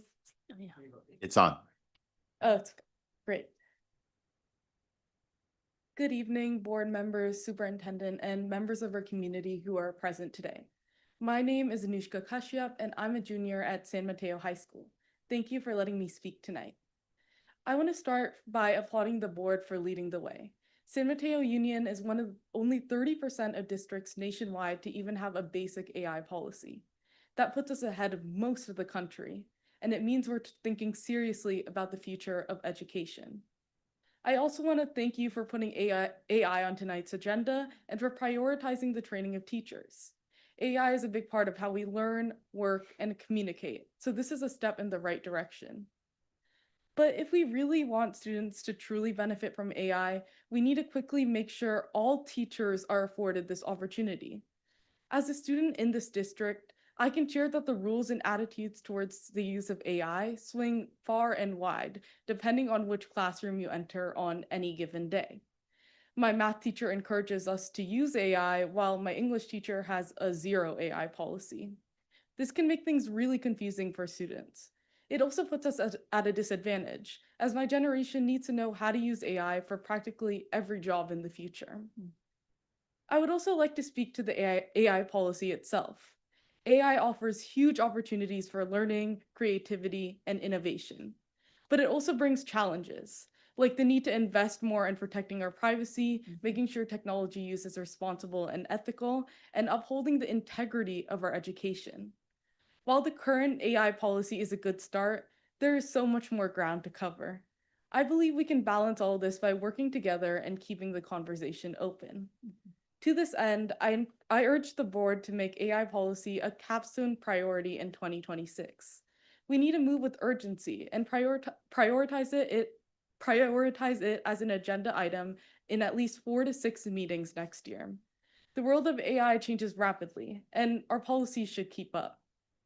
Efforts like this take a village, and I personally volunteer to help develop, pressure test, and bring attention to our district's AI policy in any way I can. Student voices matter, and I'm here to serve. Thank you again for leading on this issue, and I hope we can continue to push forward together. Thank you for your comment. Thank you. And also, I think there's a handout with some of my thoughts and a little bit of background on. Thank you. So we'll make sure to photocopy this and I'll get it to all of the trustees, unless you already have them all. Oh, there we go. Never mind. Thank you for the handouts too. Thank you. Thank you so much. Okay, we have item 5. Is there a motion? Hold on. We already did a motion in a Okay, second, that's right. but then there was comment. I have a comment. So I understand that this is also related to items 7 and 8, to have this AI fellowship, and that all of these are funded by Google. And I mean, I guess it's just worth raising that point that Google probably has an agenda with how their products are going to be implemented in the education space. And I just want to make sure that our district is kind of casting a wide net and getting a variety of perspectives on the best way to approach AI in education, and to test that against our educators' expertise in how students learn best. So I just wanted to say that, and also just clarify: is this initiative to help us develop policy and strategy, or is this to help teachers implement something? So there's a few different things on the agenda. There's a capstone teacher, which is a teacher that's going to go in great depth. And like Dr. Black mentioned, they actually can get 6 units for it because it is such an intense class, just learning about the full scope of what AI is, the implications, the ethics of it. And it is a grant that's funded through the Kraft Center for Innovation, which is at Foothill College, through Google. But in attending the trainings there, they're not really focusing on any one platform, just to be aware. So the capstone teachers are going in depth. There's fellowship teachers who are actually going to be trained by our own instructors. So there are 2 instructors on the agenda where they're getting larger stipends to actually deliver training to approximately 40 teachers. So there's an instructor job description, there's a capstone, and then there's these fellows. So it's pretty much just extensive trainings for teachers to better understand what AI is, how they can use it in the classroom.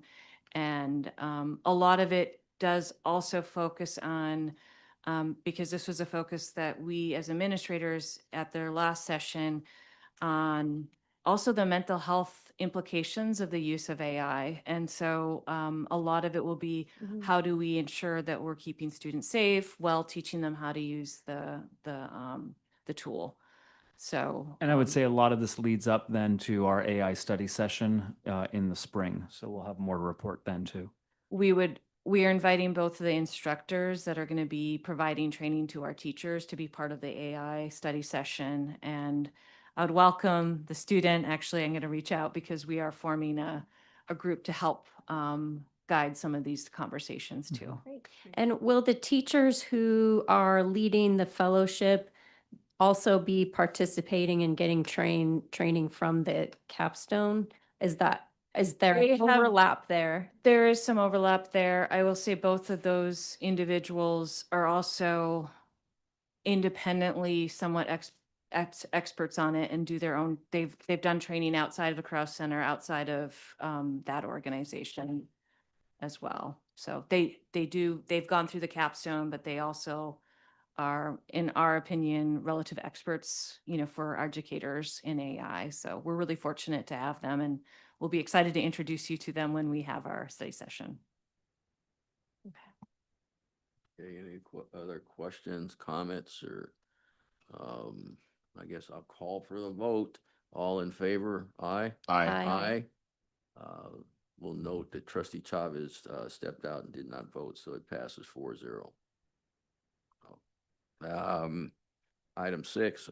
Item 6, so this is out of order. I'm sorry about this, but this is 5 extra days for our college and career readiness coordinators. The 5 extra days will be in the summer, and the purpose is to organize summer work-based learning experiences for students while they're on break. I make a motion to approve. I'll second. Okay, we have a motion and a second. Any discussion? There's any online, no raised hands? Okay, all in favor? Aye. Aye. Item passes 4-0. Okay, back to AI. This is the fellowship job descriptions for the $400 stipends for the hands-on AI program that's intended to tackle instructional challenges associated with AI and create meaningful educational experiences for our students. Is there a motion? So move. Second. Okay, we have a motion and a second. Any discussion, comments? Any public comment? Any online comments? Okay, well, all in favor? Aye. Aye. Passes 5-0. The next are 2 job descriptions. This is for the lead instructor for the fellows and the assistant instructor. These are job descriptions, and these are with a $4,000 stipend for the lead and $2,000 for the assistant instructor. I'll make a motion to approve. I'll second. Okay, we have a motion and a second. Any comments, discussion? Can I just say that I'm glad Trustee Jacobson said, we don't want to be tied too close to any one company. And I know through fellowships, it can, money is great and that's all. But I also feel like as education, we need to have our independence. And so just duly noted, and thank you for the comment. So as I struggle to get in my Google Docs. All the time, buddy. All the time. Well, I mean, and that is a valid comment. Yeah. However, if you look at people that have all the resources and all the money in the world, and fly, and they're flying all over space and doing everything. You know, they're all the tech Yep. moguls. And Absolutely. they're gonna have a tremendous influence on our lives. Yes. So anyway, is there a motion? I think we did one. Yeah. Okay, Moved. Yeah. Seconded. that's right. You made the comment. All in favor? Aye. Aye. Item 9.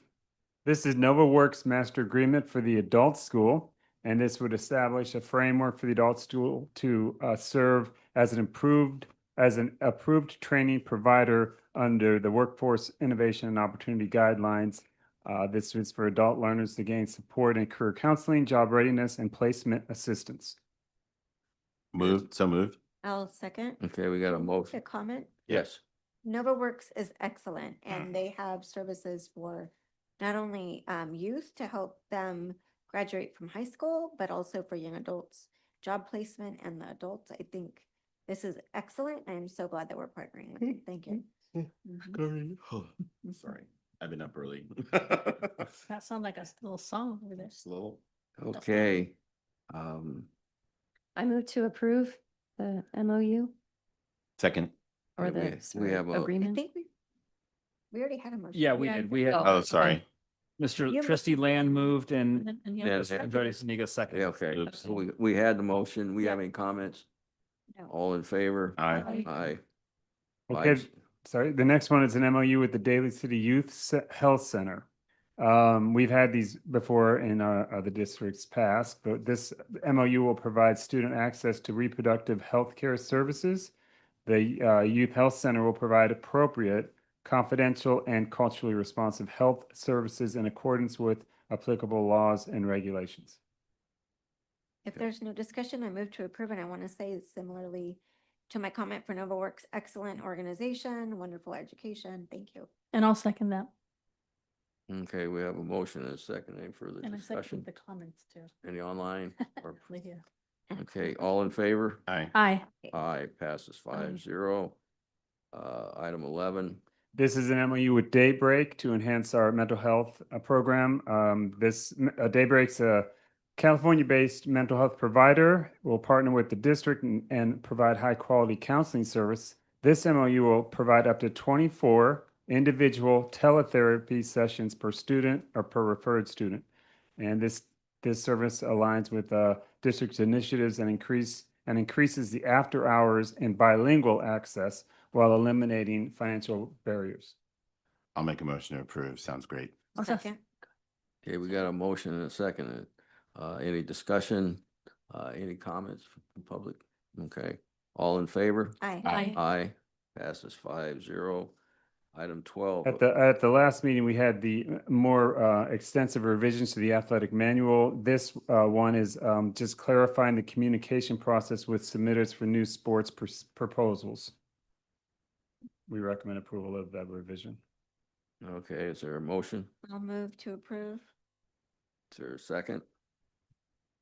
I'll second that. Okay, we got a motion and a second. If there are no comments, are there no comments by the public? No comments by the board? All in favor? Aye. Aye, passes 5-0. The next is update to our event variable salary schedule. The event salary schedule has a list of positions for dances and athletic events, and we're adding childcare to it for different events where parents have young children that need supervised while they attend the meetings or whatever the activity is. Well, that's a nice There it service. is. Okay, is there a If there's motion? no discussion, I'll move to approve this, and it's important for us Second. to have every type of opportunity for parents to participate. And I was gonna second that, but trustee No, Land you're- beat me you're to it. I sorry. do agree it's You important. snooze, you lose. So we got a Wait, motion. snooze, she was still speaking. I was a little too into it. So we got a motion and a second. but Any public comment? There's none. Okay, all in favor? Enthusiastically, aye. Okay, so the next one is the seven salary schedules not including the adult school that was already approved at the last meeting. The classified salary schedule has 4 new positions on it that the districts had already approved. And all of the salary schedules have the 2.5% salary increase and the one-time payment that is intended to assist with the medical insurance deductible. So we recommend approval of the 7 updated salary schedules. I make a motion to approve the updated salary schedules. I'll second that. Okay, we have a motion and a second. A comment? Any online comments? Okay, all in favor? Aye. Aye. Passes 5-0. Item 15. Okay, the last item is the administrator individual employment contract for Romani Corella, and then a correction to one of the administrator individual employment contracts from last year. The correction from last year is for Michaelis Gordon, assistant principal at Cappuccino High School. The original salary amount on Mr. Gordon's 24-25 employee contract omitted a 2.5% increase, which he was entitled to. So therefore, we've revised his 24-25 salary from $190,014 to $194,765. Then the contract for this year is Romani Corella, the assistant director of adult school. Her salary is $114,900. And that's based on an annualized salary of $189,499. Since she's coming since she started in November, it's prorated. She has 134 work days left based on 221 work days for the full year. She'll have health and welfare benefits of up to $45,917. Transportation and cell phone reimbursements of $275 a month. Various subscriptions and memberships and reimbursements for approved district expenses. We recommend approval of both of these. Okay, is there a motion? I'll make a motion to approve both contracts. Is there a second? Got a motion and a second. Further discussion? Any public comment? Okay, all in favor? Aye. Aye. Okay, Division of Student Services. Yeah, go ahead. So we have a denial of interdistrict transfers. The Administrative Appeals Committee reviewed 4 interdistrict student transfer appeals, and the committee is recommending a denial of 4 interdistrict transfer appeals. Just Okay, point of information, these are from the prior. our last Yeah. previous meeting. Yeah. Correct? Thank you. Okay, is there a motion? Mm-hmm. Is there a motion? Oh, I move to approve the interdistrict transfer denials. Is there a second? I'll make a second.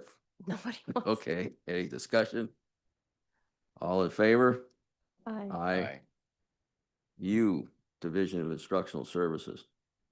The first one here is approval for 4 courses of study or course proposals in the dual enrollment, healthcare careers, career explorations and life planning, college and academic success, and sports medicine. Again, I think I love this, so make a Yeah. motion to approve the course of study for the dual enrollment. I'll second that. Yeah. Was that a motion? Yep. And I seconded that. And I let It him. was just a long motion. And he's gonna enthusiastically. Yeah, you know it. Okay, we got a motion and I a get like second. at night after 9. We're gonna hurry and get this train into the station. All in favor? Aye. Enthusiastically. There you go.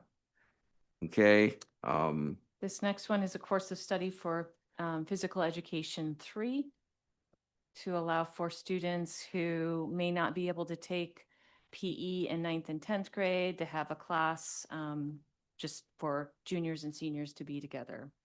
And also if they want to take a 3rd year of PE, which some students do. And let's be clear, that's only if enrollment in that particular class reaches a certain threshold to allow us to offer the class.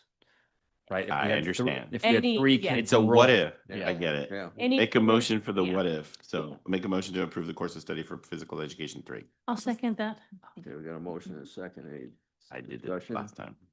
Any public comment on that? Okay, all in favor? Aye. Aye. Passes 5-0. The Division of Business Services. None this evening. Yeah, AWOL, Board Figured. Operations. The first two items here are legislative updates. We're trying to catch up, so we have two of them. I'll move to approve the legislative updates. Like, No, I think these they- are they just, go to- we're good and they go to consent. Yeah, we're looking for direction to place it on. We're good. consent. I'm good. Sorry. I had a question about the legal interpretation of one of these and Randall, you're gonna get that. Correct. I'll have that to the rest of the board, the Okay, question thank and you. then the legal response. Thank Not in tomorrow's weekly, but when we get back from the break and prior to the next board meeting. Okay. Okay, thanks. You know, Lozano Smith either had a class or an article that came out today on that recent Supreme Yeah, Court it did, decision. yeah. Oh, yeah. The podcast on Mahood versus Taylor. Yeah. Yeah. Oh, I didn't see it. Oh. Okay. I'll- Can you forward? I'll Yeah. forward it to you. Yeah. Yeah, it's probably in your email. isn't It probably is, but I can't get my email, but that's a whole nother question. Okay, we're to the, Nope. any, It came out in the morning. I know. You said any, contact us. I'm like, whatever. Okay. okay, deep breath in. Oh, go ahead. We have one more. Oh, sorry. Go Oh, ahead. salary, yeah. Okay, so this is, can I go? So this is a, also a review and discuss. It's to the salary program, board policy 4318.4. The board approved this back in 2009, 2010. It's a longevity increment for administrators and non-represented classified managers. The revisions clarify that this also includes non-represented classified managers. We've always included them, but the policy now is clarified that there's no confusion there. And it clarifies that the longevity stipend on the administrative salary schedule is what the stipend is. And then the biggest change here is it provides a doubling of the longevity stipend after 20 years. So it was in 2009, we passed a 10-year longevity stipend, and that was it. And this would provide those in leadership after 20 years with a doubling of that stipend. And this is for review. And this will be on consent. Correct. Okay.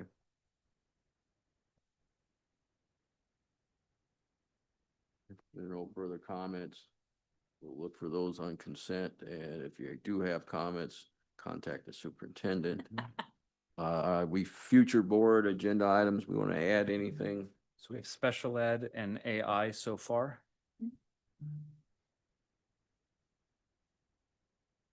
You know, there is no inventory of items because we used to carry the open inventory. Did we clean it out or did we just omit it? I'm sorry, Shar. Yeah. I just thought we didn't have any. We used to have a long list and like we went through a lot of those items. Can I just request an item for a weekly? Yes. Which is, I think maybe we talked about this in our call, but an update on just the ML implementation of Placement. Yeah. Thank you. Okay. I wanted to ask for a weekly issue too. Just I guess the numbers of folks that use our interpretation services and how if it's made a difference in terms of participation or not. I don't know if it's possible to do that. Yep. Thank you. Thank you, ASL interpreters and language interpreters. Okay, well, according to my script, it says it is time to adjourn the meeting. Yeah. This is